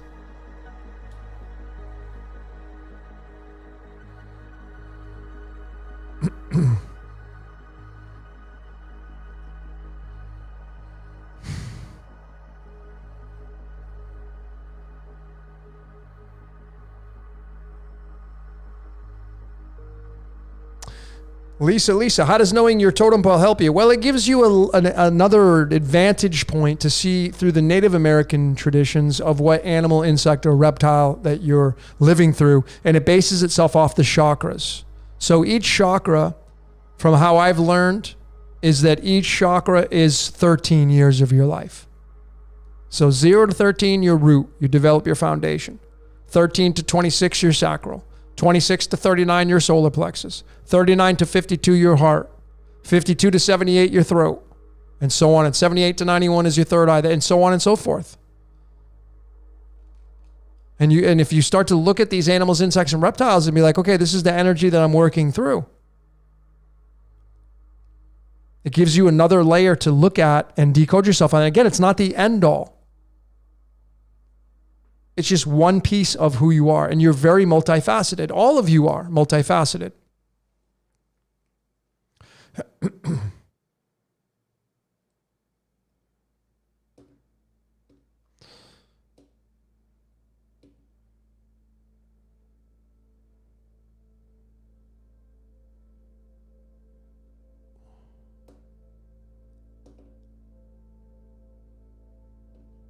Let me see if I can get you guys and gals someone just mentioned the 666. Let me see if I can get you 7 layers.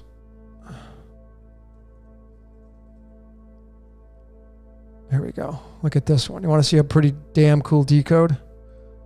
Look at this one. Someone mentioned 666. Santos mentioned this during one of our podcasts together, and I decided to decode it, and there it was. And this is a methodology that I use, comparing the numbers through numerology into the string of pi. We make up pi. That's why pi is so important. Pi is the 16th or 17th letter in the Greek, depending on if you use the ancient or the modern. 16 and 17 is 33. Pi is the earth. Pi is the electromagnetic wave that comes down. It's the sine and cosine wave. So here are the 7 major and secondary layers of our atmosphere. The exosphere all the way down to troposphere. Look at what number it is. It's 343. Put that into the string of pi, 666 digit. 74 letters, and it's tied to Wolfram. Now, if you don't know what this means, it will have no meaning for you, but if you've been following my methodology, the W is the 23rd letter in the alphabet, tied to the word crown, blood, history. The sun's pattern follows this W as it does the letter M. It makes a boomerang shape. It makes a pendulum as it moves through the sky, but it's the wolf. Feed the wolf. And this element is, I mean, this is a dead giveaway. We live inside of 666. You know, you can't help it, folks. It's undeniable, unescapable until you die.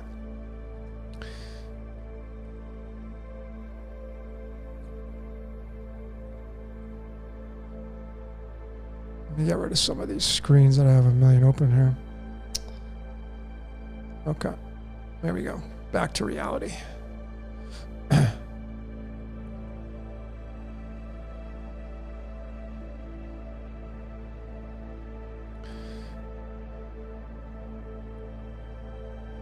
Sovereign Productions says, I think people get confused thinking the Bible is literal.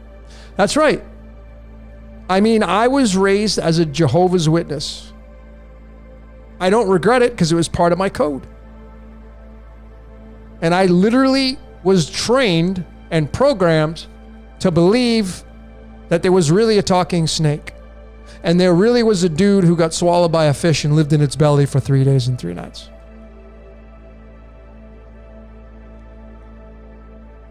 And when you start to look at the Bible and you start to break it all down, I mean, there's just one book in the entire Bible that's just disgusting.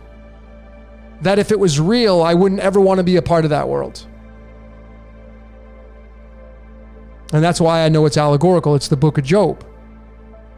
Because if you study the book of Job and the whole story about Job, what happened to Job? He was a faithful servant of God.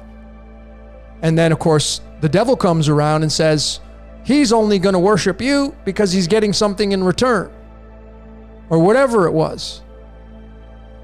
And of course, the story goes on, and what ends up happening? God lets the devil wipe out his entire family, kill his livestock. Okay. Would you ever let something happen to your family just to prove a point? No. That story is disgusting. Just to prove your faith. And of course, at the end, he gets rewarded. Well, think about that, man. What would you do if your family got murdered and all your entire business and your livestock, if you were a farmer and all that shit got wiped out, and you knew that God let that happen to you just to prove a point to the devil? I mean, what is all about? I mean, that's about ego. That ain't love, folks.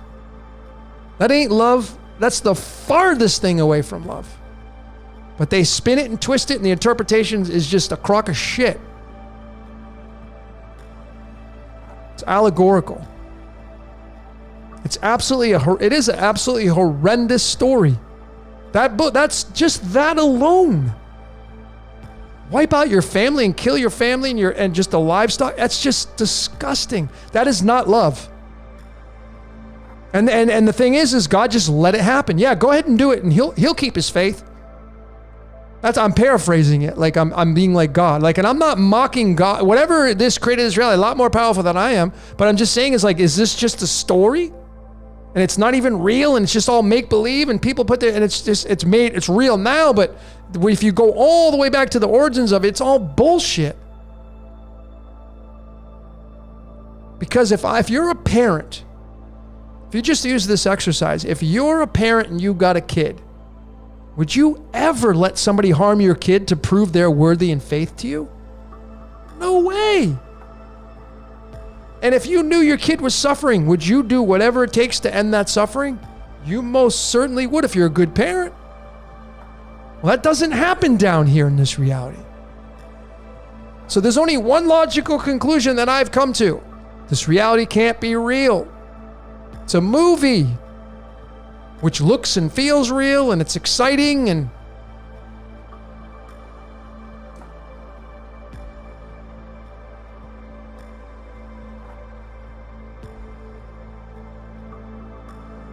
just doesn't, these stories of people getting killed and wiping out firstborn children, and it's just like, what? I look back at how I was programmed, and I see what, and I see the flip side of that, and that's the trap. It's just like you have these things that get tied to. You have the church that comes in, and the only way for the church to make its case is it needs to create a character called the devil. And if there was no such thing as the devil, there would be no such use for the church. So what you end up having down here in this reality is you have a symbiotic relationship between the church and the boogeyman. And they're in cahoots. They're in cahoots. See, when you step outside of that construct and you step in the very middle and you observe both sides and you can see the trap is choosing a side. Like if you're a good person, you're going to choose the church. Like, oh, that's why people choose religion, because what's the alternative? Well, I'm certainly not going to be a bad guy or a bad woman on stage. I pledge to this. I pledge to God. I pledge to Jesus. I pledge to, Allah, whatever. So there's this choice. And I say the choice is the trap. So you just alleviate yourself from those burdens. And it says, there are some nuggets in these ancient texts. It says the kingdom is inside of you, not outside of you. So if it's inside of you, well, there's no church inside of me. People can't come inside of me to go worship anything. It's inside you. And then you got to make yourself simple. Third eye, simple. Close these two devils off. Go within into the simple darkness and start to live and start to see that everything outside of you is just a trap designed for you to consume and obey. They Live, that movie, they did a great job.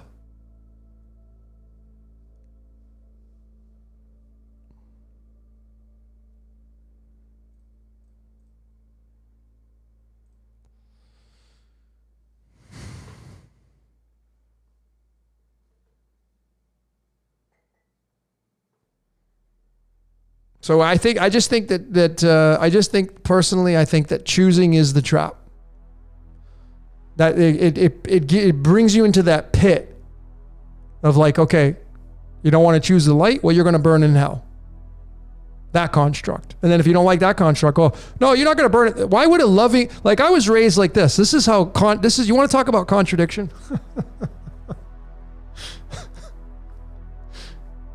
So the religion I was raised in, they were like, they don't teach hell.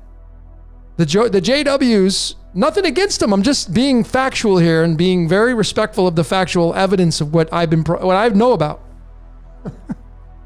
So they don't teach hell. And they know what they'll say? A loving God would never put you in an eternal punishment. Oh, what the hell do you think he did to Job? So that's okay though.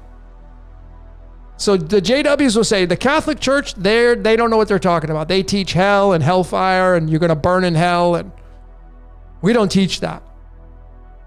Because God would never put you in an eternal punishment. Or Jehovah or Yod-Heh-Vah-Heh would never, a loving God like that would never make you suffer an eternal hell. Well, what do you think he did to Job? To prove a point to Satan the devil.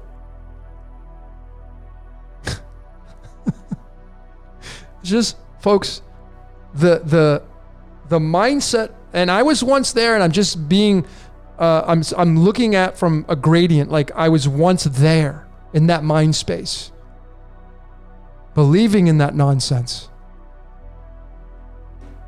Wow, it's just so hypocritical. This stuff is so...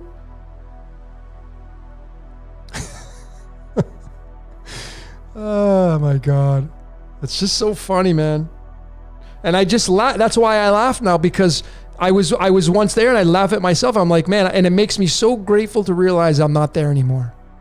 And what a ride that I've been on. Whoo! So I was there. I was once there. And you go to the Catholic Church and they got their truth and it's like, okay, they say you're going to burn in eternal hell. You know what? It's here. So when they say that you're going to burn in hell forever, well, it's on earth. Hello. That's what purgatory is. Purgatory in the English numerology cipher is 314. It's pi. It's earth. So they're telling you the truth, but it's allegorical and it's not relative to what the real story is, and it's reincarnation. And then you get into Hinduism and the samsara wheel. This all just synchronizes beautifully together. And that's why I'm saying it's that whatever runs this reality, it's a big Ponzi scheme. That's what it is. It's a big Ponzi scheme. Ponzi scheme equals 53. Iodine, which is one half of the I am, is 53. Yeshua is 53. It's just a big Ponzi scheme.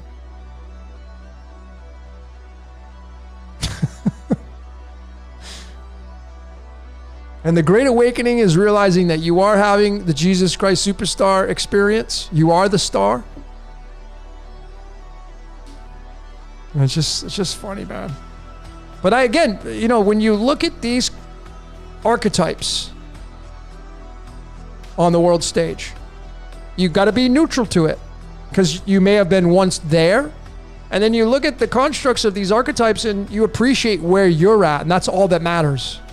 You just look at the contrast and say, man, I'm so glad I'm not there anymore. And then you just let them do their journey. You're not responsible to wake anybody up. It is not your job to wake a single soul up. Your job is to create and to wake yourself up. You are the universe.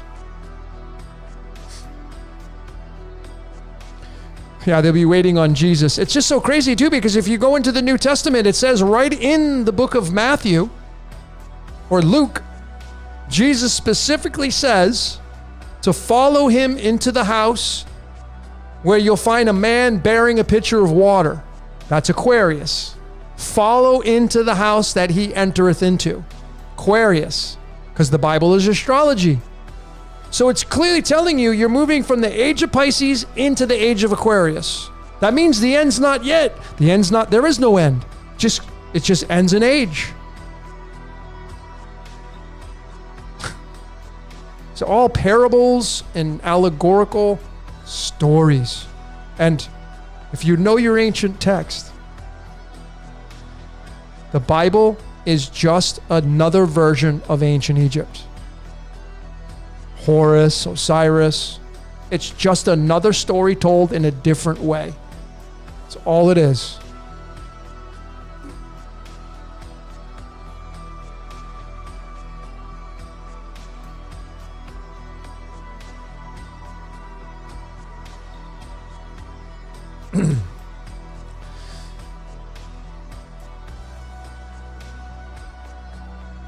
Tied up. Speak on predestination in comparison to knowing our role and following it. Well, the most important, forget about the constructs right now, because you need to start, well, I'm not saying you need to. I'm going to suggest, because you're asking the question, the most important thing anyone here can do is to decode yourself.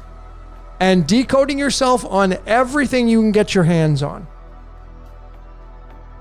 Enneagram, human design, gene keys, personality type, astrology, Vedic, sidereal, Western, tropical, rising sign, sun sign, where's your moon at, stelliums, nakshatras, degrees, life path. All of these, the more you can add, the better. And then when you figure those out, and you study them and study them and study them, and you need to interpret them and you need to study them. Study. Then you start to look at your code in your life, your script. Who is your high school mascot? What's the latitude, longitude of the hospital you were born in? What's the address of the numerology of the hospital you were born in? What route is it off of? Is there a major highway next to it? What street is it on? What about the house you grew up in? What about the high school name that you grew up in? How many kids were in your high school total? Graduating class, how many were there? All of this is your source code. All of it. That is where you're going to find your script. And you'll find the joy in living again, because you'll finally realize you're getting one with yourself. I mean, the words I am God is 20. Duality is 20. Birthday is 20. All in the same numerology cipher. I am you, 20. You're the universe. You're God. Whatever created this reality, it comes down here and experiences its own game. There you go. And it can do whatever it wants, whenever it wants, however it wants. That's why you got eyes, and the eyes is your earth. That's your astrology sign right there. The iris of your eye is the 12 apostles. And in the very dead center of the pupil, that's the king, the 13. You get your 13 bloodlines. 13 and 13 is 26. 26 is tied to iron. Iron is in our blood. Without iron, you're dead. 26 is tied to Chronos. Yod-Heh Vah-Heh. You're being role-played down here, folks. Can you break out of that? Maybe. I mean, I don't know. Maybe you never will.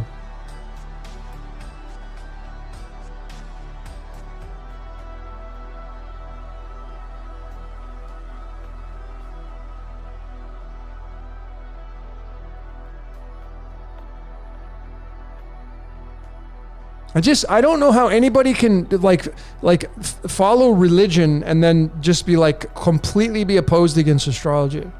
The Bible is astrology. That's exactly what it is. The whole damn thing is astrology.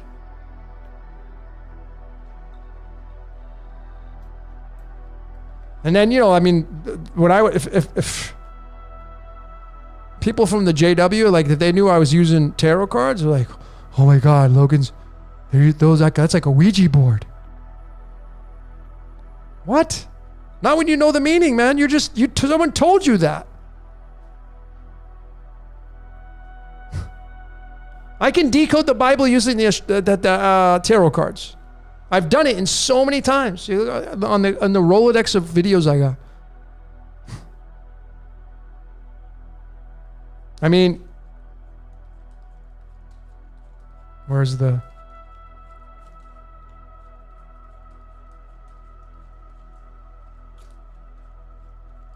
See if I can find it for all of you tarot fans. Right here. Here's the 30th card in the deck. And it's the 8 of Wands. And the 8 of Wands is tied to the 8 of Clubs. So you just bounce back and forth. So the 8 of Clubs. If those of you the 8 of Clubs, highly psychic. That's what you incarnated with, a part of your script. The guy, I don't know if you follow the Montauk Project, but I can't remember his name. He's the 8 of Clubs, man. He was the stuff he was saying is like science fiction stuff. That's what his code, that's what he was experiencing. Those of you that have this card right here, you got psychic abilities to the extreme. Own that. Are you afraid of that, or you want to own it?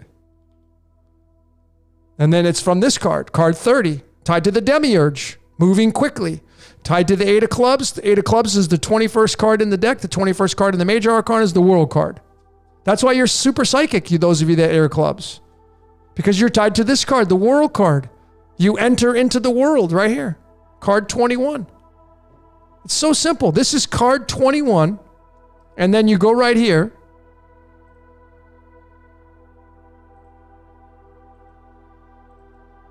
And this is what you do. You enter into the world. Enter. 21. And if you want to leave this world, you got to exit. And that's the 15, which is what card? The Devil. The Devil.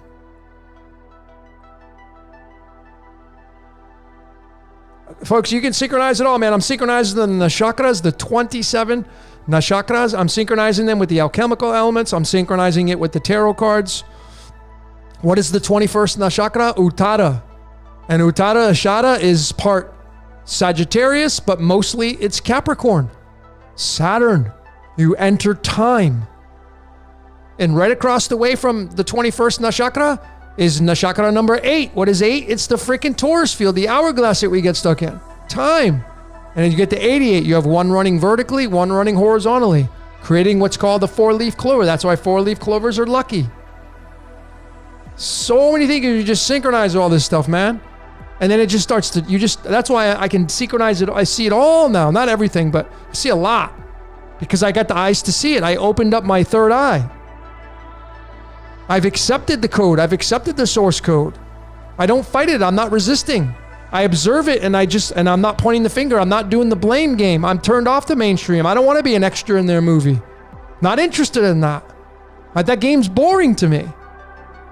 My game's more important. Your game's the most important. What does your game look like? Are you the star in your own movie? See, when you become part of the mainstream, you become an extra. Now, you could become a star there. You could possibly become a star. You could become a CEO, be very wealthy, drive around in fast cars and boats and glamorous houses, and then you could be a star in that movie. Sure. But there's a lot of liabilities in that. See, everything in this reality is a contradiction. If you buy a brand new car, it becomes an asset, right? It's not going to break down. It's going to be fun to drive. You're going to be happy. Pride of ownership, that's an asset. But the liability is you're going to make sure you're not parking it. Like you drive the brand new car, you're probably going to park it a little bit farther away from people when you turn into the parking garage, so you don't get dinged. The insurance may be more expensive. That's a liability. The expensive of a house you buy, the higher house insurance you got to pay for. Liability. The house is beautiful. It's an asset, but it's a liability. This whole reality is a damn contradiction. It's a con. Contradiction. Con. You've been conned, folks. It's a big con.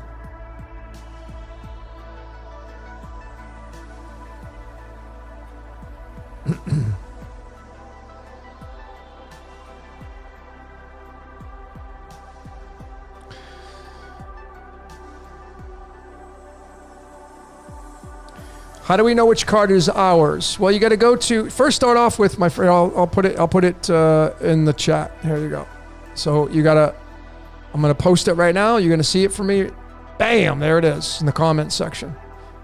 So just click on that link. It's ITS. It's all in the cards. It's all in the cards.com. It's my friend Sharon's website. Click on your birthday. Read about your card. Guarantee it'll be about. For the majority of you, your jaw's gonna be on the floor. Like, holy shit, that totally describes me. How can somebody that doesn't even know you describe you? Because she's tapped into the code. That's how.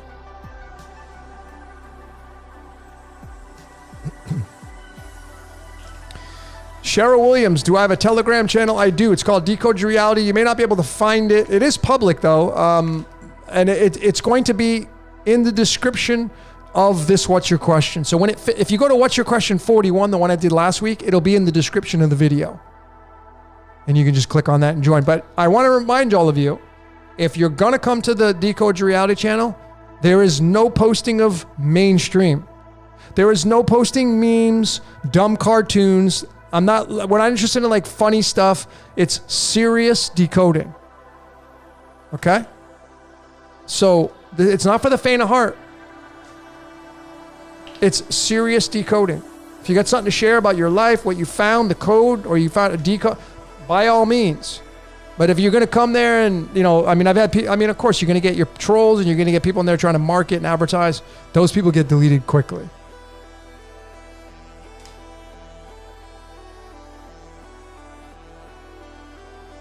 Tied up. Yes. I think you have certain predestinations. Absolutely. Predestination means it's already decided. So yes.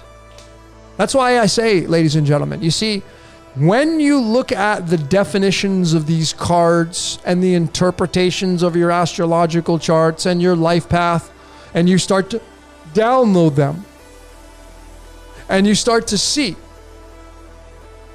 how it makes sense, then you become aware of your code. Then you can be like, oh my God, you know what? I always wanted to open up a restaurant. I just never had my parents told me I never would amount to anything because they told you through their code, or maybe they were afraid, they were whatever. And it's in your chart. You have it in your code to open up a restaurant.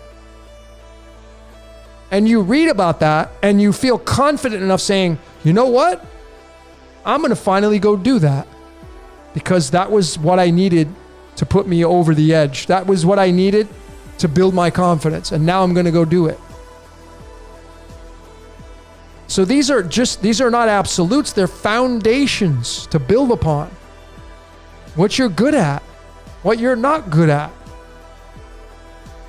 When you start to read about your chart and your cards, the placements, it also allows you not to be reactory to people. You see, I believe people are going to come into your life and they're going to push your buttons.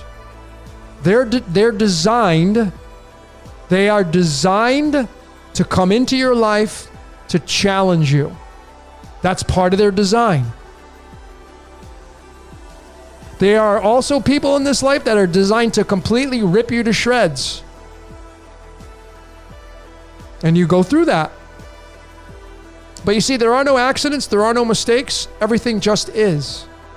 And if you can make peace with that, and as I say, if you're on a good wave, if you get on a good one, like a surfer, get on a big wave, you ride that thing as long as you can ride it. Because you don't know when it's going to end. We have this, that's the sine and cosine wave. The dragon wave is like this. Up and down, up and down. Isn't that what life's all about?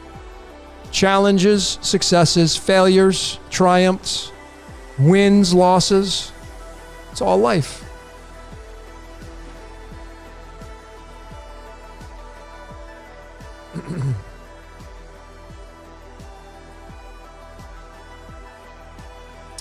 Anemia Pawns. Have you heard of Neville Goddard? Yeah, Neville Goddard's great, man. I've got his the power of how to manifest stuff. You know, he teaches that kind of stuff. And again, this is so that people will say, well, wait a minute. If I can't manifest, they'll go into this. Like, well, what's the point? Well, you see, you may have incarnated. Like, why did Neville Goddard incarnate? Why did Bob Proctor incarnate? They're doing their jobs.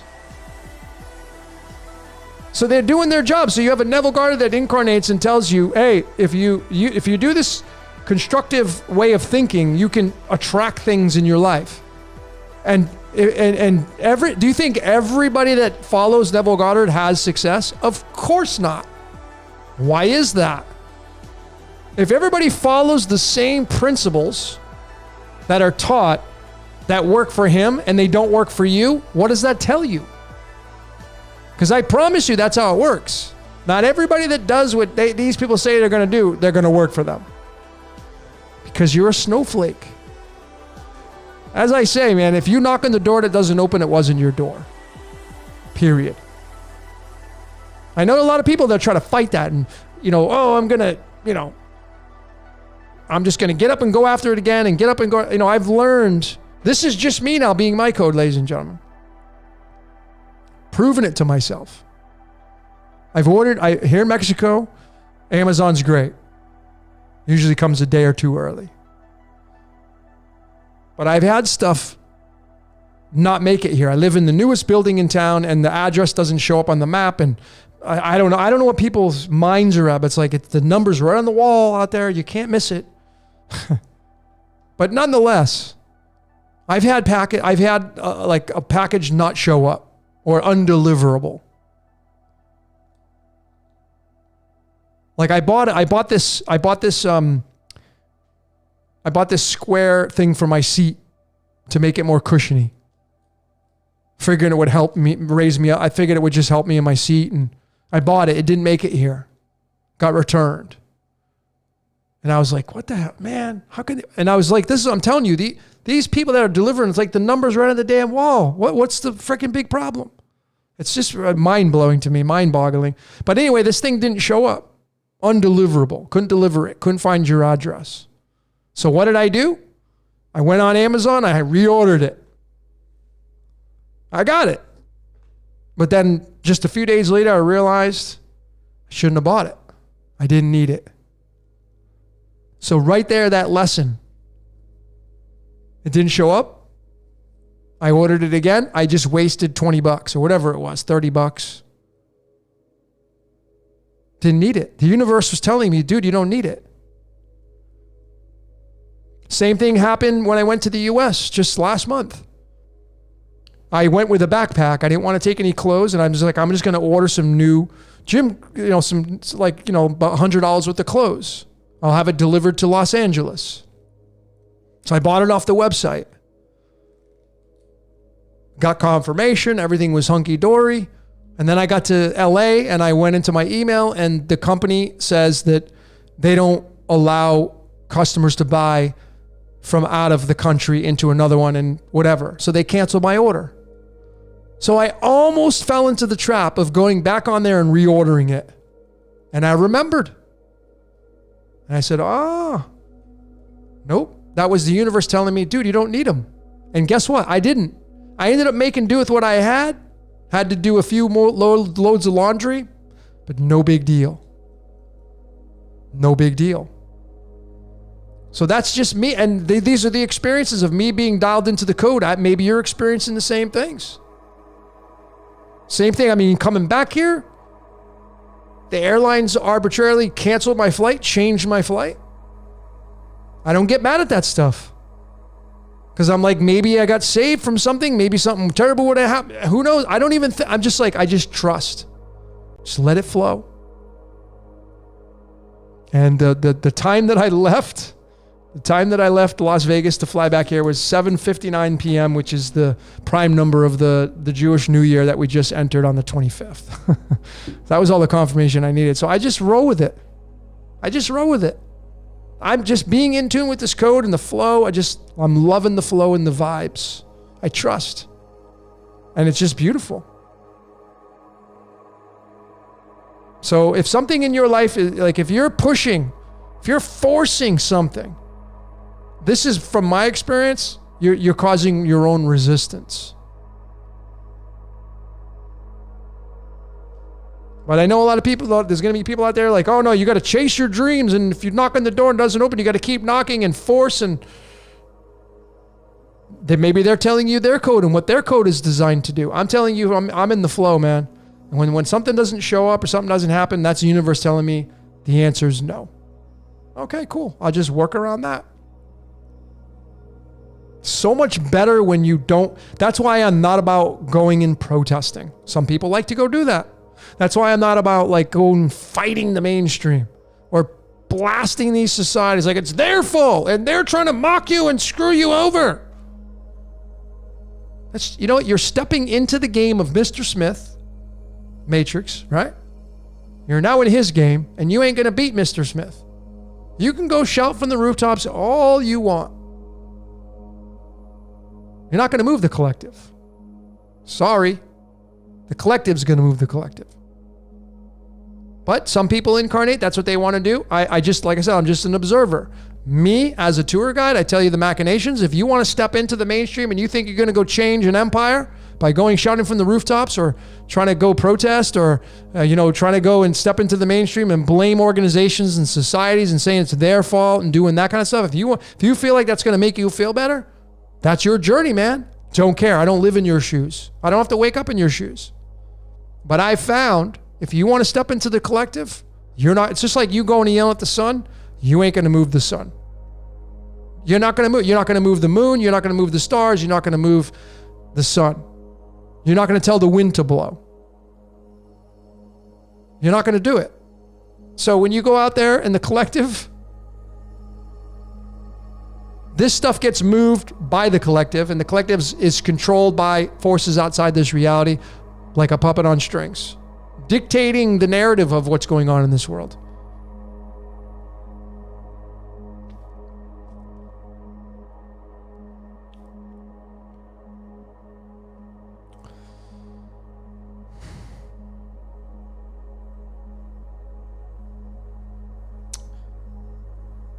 Are trees coded? Absolutely. Everything is part of this reality. Everything under the dome, if you will, is part of the self-contained system. Essentially, we are all working in harmony. You're going to have your little collective groups, and then you're going to have the main collective. But it's just so funny. You turn on the mainstream now. If you turn it on, I turn it on from time to time just to get a laugh. And that's all it is. It's just a comical joke. It's all theater. They're trying to, you see, every archetype on the mainstream is a vampire. And what do vampires do? They suck blood. And they're not trying to suck your blood, but they just want your energy. Because you see, if nobody turns on the mainstream, what do you think happens to the news stations? The news stations can only survive with eyeballs. And it can only survive with people talking about it and sharing stories. Because behind the mainstream are products and companies out there spending money for airtime, commercials, buy my product. It's all consume, obey, they live. Pay attention. Breed, procreate, consume, obey. Don't ask questions. Fall in line. Once you know how energy works, ladies and gentlemen, it's a game changer. And I would imagine you being here, you know what it means.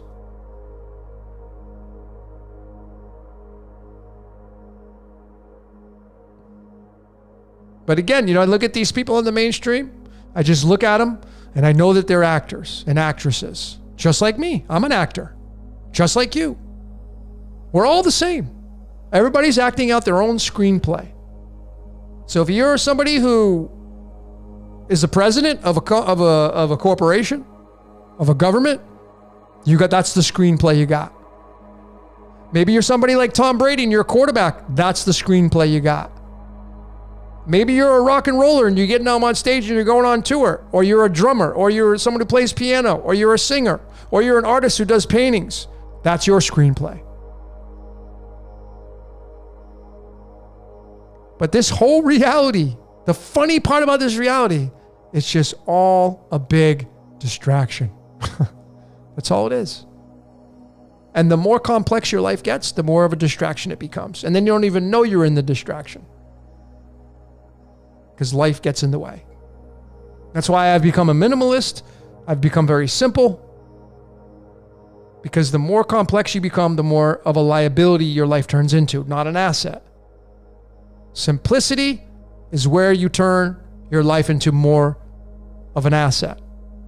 The more complex your life gets, the more you turn into a liability. You want to be in the very middle, but you want to be slightly loved. Like if you look at the pH scale, you want to be in the middle, which is balanced, and then you want to be slightly alkaline. That's the blood, by the way. The blood's pH, 7.3, 7.4, slightly alkaline, slightly love. So you want to be in the middle, you want to be the observer, and you want to look at both sides. Like, okay, I can turn on CNN, I can turn on the mainstream news, and I have nothing against it. I'm not mad at it. I'm not angry at it. I don't care. Because I look at it and I'm just like, they're just doing their jobs. They're just playing out their roles as actors and actresses. It's just a big movie, but I'm not a part of that movie. I didn't get a role in that movie. So why would I even want to turn it on? My movie is my movie. Your movie is your movie. The more you simplify your life, the easier your life becomes. It's really that simple.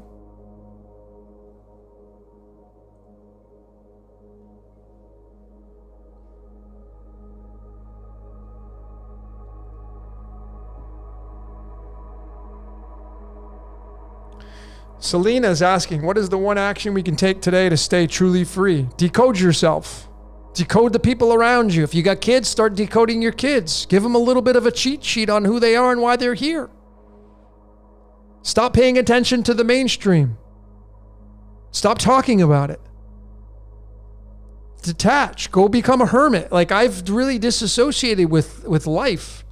And I still have the greatest time in life. I go associate with people and like-minded people that have detached. They're not interested in that movie anymore. That movie is, that's Babylon. If you get theology, if you get into theology, well, you're going to get into Babylon. Babylon is 21 in numerology. Here's the 21st card in the deck. This is Babylon. You enter into Babylon. You can't help it. Babylon, baby and lawn. You enter in as a baby and you enter into the lawn. Babylon. You enter into this game called life. And the more simplistic you can make your life, the easier it will become. A lot of people did not incarnate to do that. A lot of people incarnated to experience this reality called life in a very high way of being. If I were to have a discussion right now, as I am with all of you, of what I just said, simplify your life. And I was talking to somebody that had 10 houses and 5 businesses, and that's what ruled their life. They'd look at me like I'm crazy. They're like, Logan, that guy's full of shit. What does he know? Right? What does he know? But you see, Which one's more of a slave? Someone who's got 10 houses and 5 businesses and got 100 employees and has a lot of stress and worry. And yeah, you got all the fine things. You have the fine dinnerware and the silk threads, but you got all this stress and heartache, and it's a liability. Is your life, all you got to do is ask this question to yourself. Is my life more of a asset or a liability? Just look at the pH scale. The liability is going to be on the acidic side. That'll kill you quicker. And then the asset is going to be on the alkalinity side. Just slightly alkaline. Where am I at? You want to be in the middle. Slightly alkaline. Slightly of an asset. You won't get rid of all the liabilities. This body's a liability. Every time you walk outside, you run the risk of getting hit by a car. If you're walking down the street, that means your body's a liability. Your life's a liability. You just never know.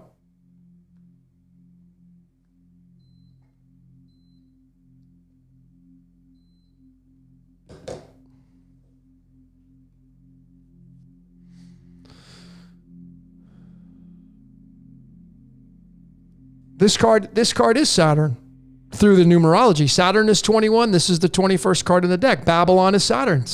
Babylon is time. Time. Babylon. Baby. You enter is 21. This is the 21st card. Babylon is 21. You enter into Babylon. Can't help it. Part of your code. How much do you want to play the game? That's the big question. And life's fun. So as I say, it's just a contradiction. Everybody's doing their job. So again, if I go back to somebody that's really living it up and is really enriched in life, they're going to say, what do you mean? You're crazy. Like if I go up to the mountains of Nepal and I go start to live amongst the monk community, they shave their heads, they put on the orange jumpsuits, et cetera, I would look at that life, and I may be able to go adapt to that, but is that fun to you? Like if you had to go up there, would you do it? Is that fun to you? Living like a monk, wearing an orange jumpsuit or whatever they do. Would that be fun to you? See, I don't think it would be fun. But then you'd go and have a conversation with those people and they look at your life, you're like, dude, your life's a freaking liability. It's a mess. My life is so simple. But I bet there's some monks that really hate their life. And they were forced into it. They were told to go do it because it was passed on. It was a tradition, heritage, whatever, from their family. I don't know. Or maybe they were just called to do it because it was part of their script. Anyway, no matter what, it's a contradiction. And if you're a monk and you're living in the mountains of Tibet and you have your head shaved and wearing an orange jumpsuit and you're doing all those kind of things and praying and chanting and whatever else, and you enjoy doing it, and that's the key. You enjoy doing it. You're on track. You see, the big question you should ask yourself, all of you, do you enjoy your life? Do you enjoy it? And all that matters is the now moment. You're going to get bits of happiness, depression, anxiety, stress. It comes with being a human being. But are you enjoying your life? Are you free? And the freest you can be. That's the key question. That's the gauge. See, the more you disassociate with the mainstream, I say the happier you're going to become. I mean, you can't remove yourself completely from it because, I mean, you get into a car and you drive down the street and you're now in the matrix in that context. You have a speed limit you have to abide by. If you don't abide by that rule, you could get pulled over. You can't just say, I'm going to be invisible if you're going to be in an avatar.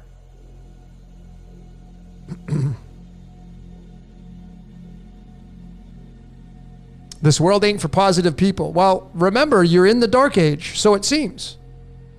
So, of course, positivity, there's not, the light is very dark during this time, or it appears that way.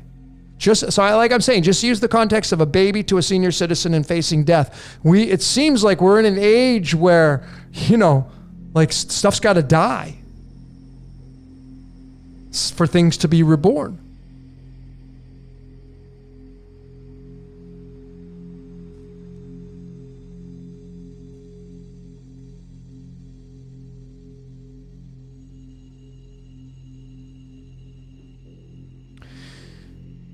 All right, ladies and gentlemen, I'm going to call it a night. It's been going for 10, 11, 12, 1, like 4 hours almost. It goes by so quick.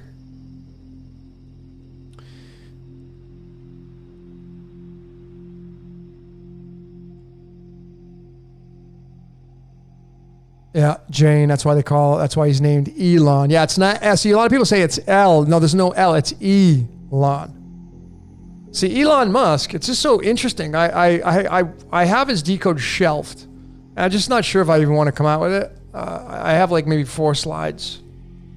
But let me just kind of finish this up with this and his card. Now, there's a few ways you can look at it. I'm going to show you both ways. He's got the 2 of clubs, so yeah, okay. So Elon Musk,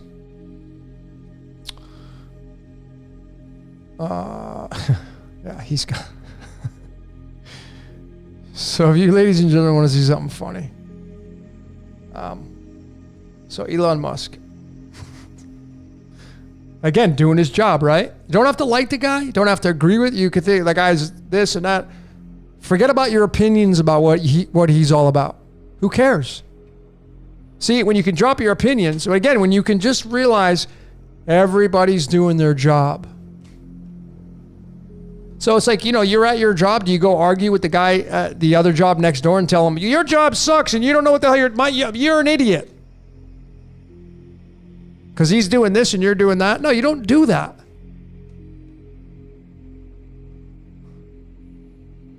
That's what people are doing. They're literally doing that. Like, your job sucks and you don't know what you're doing and you're an idiot because my life's better and my job's better and you should be sitting in my cubicle earning what I make every year. You're dumb. That's what people. It's just so funny. That's exactly what people do with their religions and archetypes and beliefs.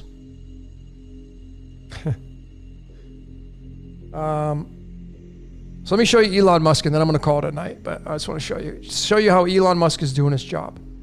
Okay? So here are the 2 primary cards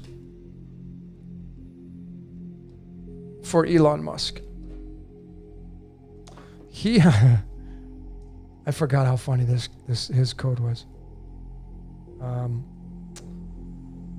Where's my Ace of Spades?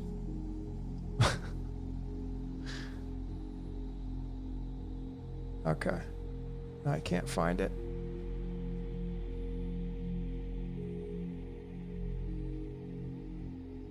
Hang on, folks. I gotta find this damn. Oh, here it is. Okay. So here is the. Again, this is why I'm suggesting when you start to study this stuff, you can just laugh, have a good time. And realize this guy is just doing his damn script. He's just doing his screenplay. Like a good little boy. So, there are 2 cards associated with Elon Musk. His birthday on the 28th of June, I think it is. The 2 of clubs. Now this, you flip it, you're the infinity symbol, but the 2 means duality. The clubs mean air, the mind of the cosmos. 2 means partnerships. And then the tarot, to get the picture, is this card right there.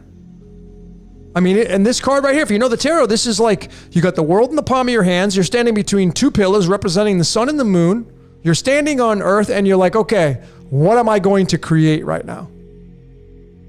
What do I see as the future? What do you think Elon Musk is all about? He's a futurist.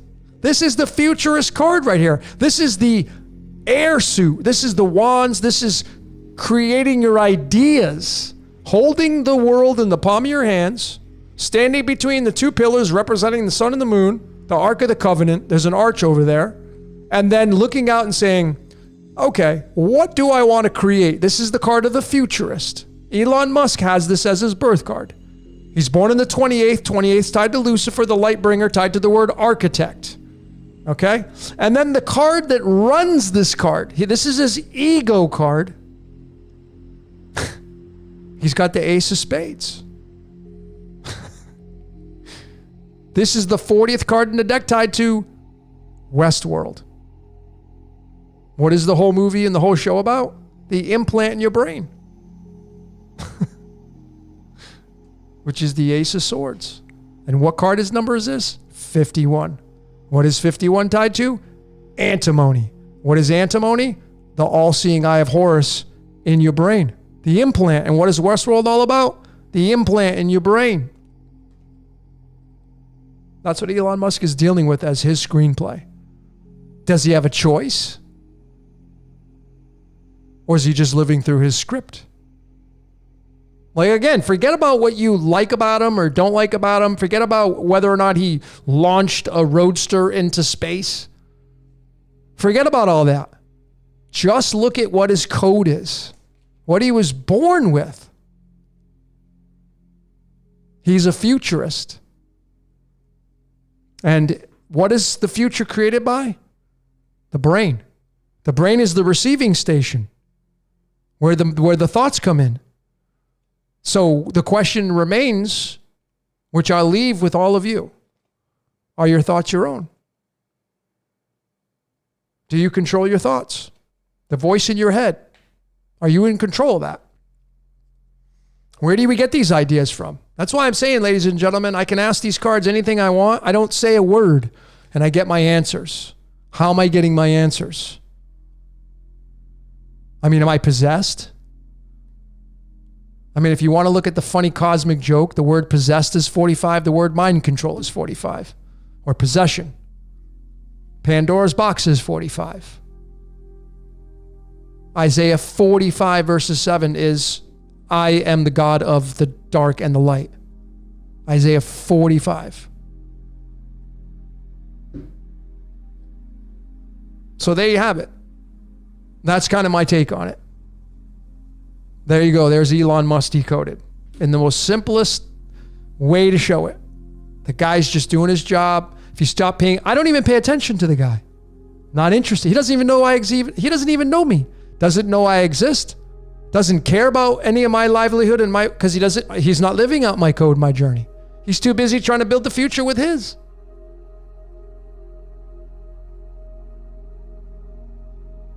Yeah, but Wesley, you can't have this. Well, you can do whatever you want, but having this attitude of he's a witch, burn him. I mean, this is trying to fight fire with fire. This is you pushing up against the collective, thinking you're going to change it. That is being acidic, by the way. I know you may not like that. What I'm saying is, but when you say burn him or he's a witch, you're now placing a definition on somebody you don't even know based upon what you see. And a lot of things we see are illusions. They're not even real. It's all magical things going on. And then when you say burn him, that is not love. That is completely evil, negative thoughts. We got to get rid of that stuff, folks. We got to get rid of that. We need to be in the middle, looking at both sides and just realizing that either side is just two sides of the same coin. And that's it. And just looking at somebody's life and saying, okay. Like the Kardashians, influencers, not interested in their life, don't care. Don't know them, doubt I ever will, not part of their construct. They have a different role, a different job. They incarnated to be influencers. They are essentially in the Matrix, they would be considered Mr. Smiths. The Matrix, the Ma playing tricks on you, it's the feminine giving out opportunities for you to interact with it. The more you interact with it, the more you become engrossed with it, the more it's going to react towards you. That's it. Simple as that.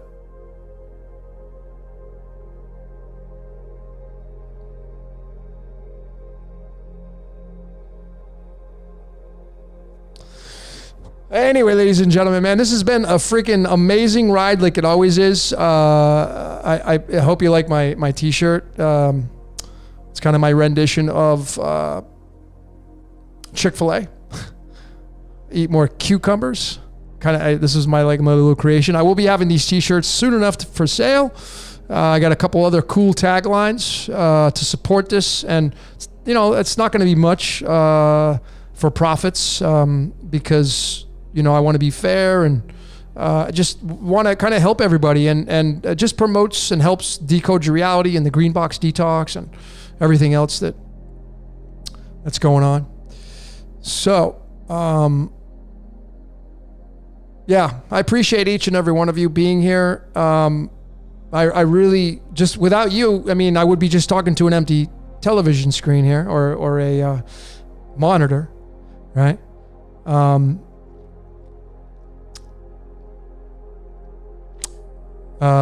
Kathy, remote viewing. I want to try remote viewing.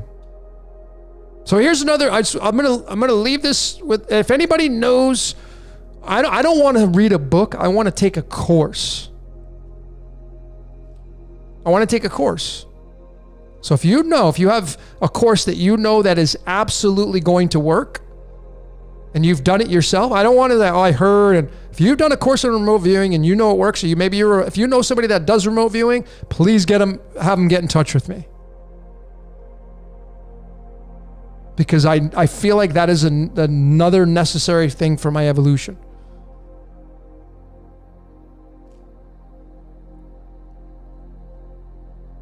So if reach out to me. Let me know. It's decodeyourreality@gmail.com. All right. Let's get a little bit of Kiss in here. One of my favorite songs by this band. This is actually the instrumental version. Big shout out to the band Kiss. Paul Stanley and company. Woo, Ace Frehley, Gene Simmons, Peter Criss. What a dynamic quad they were. Anyway, ladies and gentlemen, I was made for loving you. That's the Matrix. I was made for loving you. That's what this song, I know that they were saying something else, but if you just start to look at songs and realize it's the masculine chasing the feminine. It's the male chasing ass to procreate because the game needs players called life. And without the players, there is no game. So in order to procreate, there's more avatars and perhaps more incarnations of whatever's controlling this reality. It needs us as vessels to incarnate into and experiences like this game called life. This is kind of really abstract shit that I'm going to end this on, but I was made for loving you and you were made for loving me. That's right, man. It's the game of life. So just have fun with this reality, ladies and gentlemen. I appreciate each and every one of you. Those of you that are interested in getting a reading, I have a few selected dates left in October. Just send me an email, decodeyourreality@gmail.com, and request one. Those of you that are interested in the Green Box Detox, send me an email for that, greenboxdetox@gmail.com. So ladies and gentlemen, till next time, as I often say, we will see you later.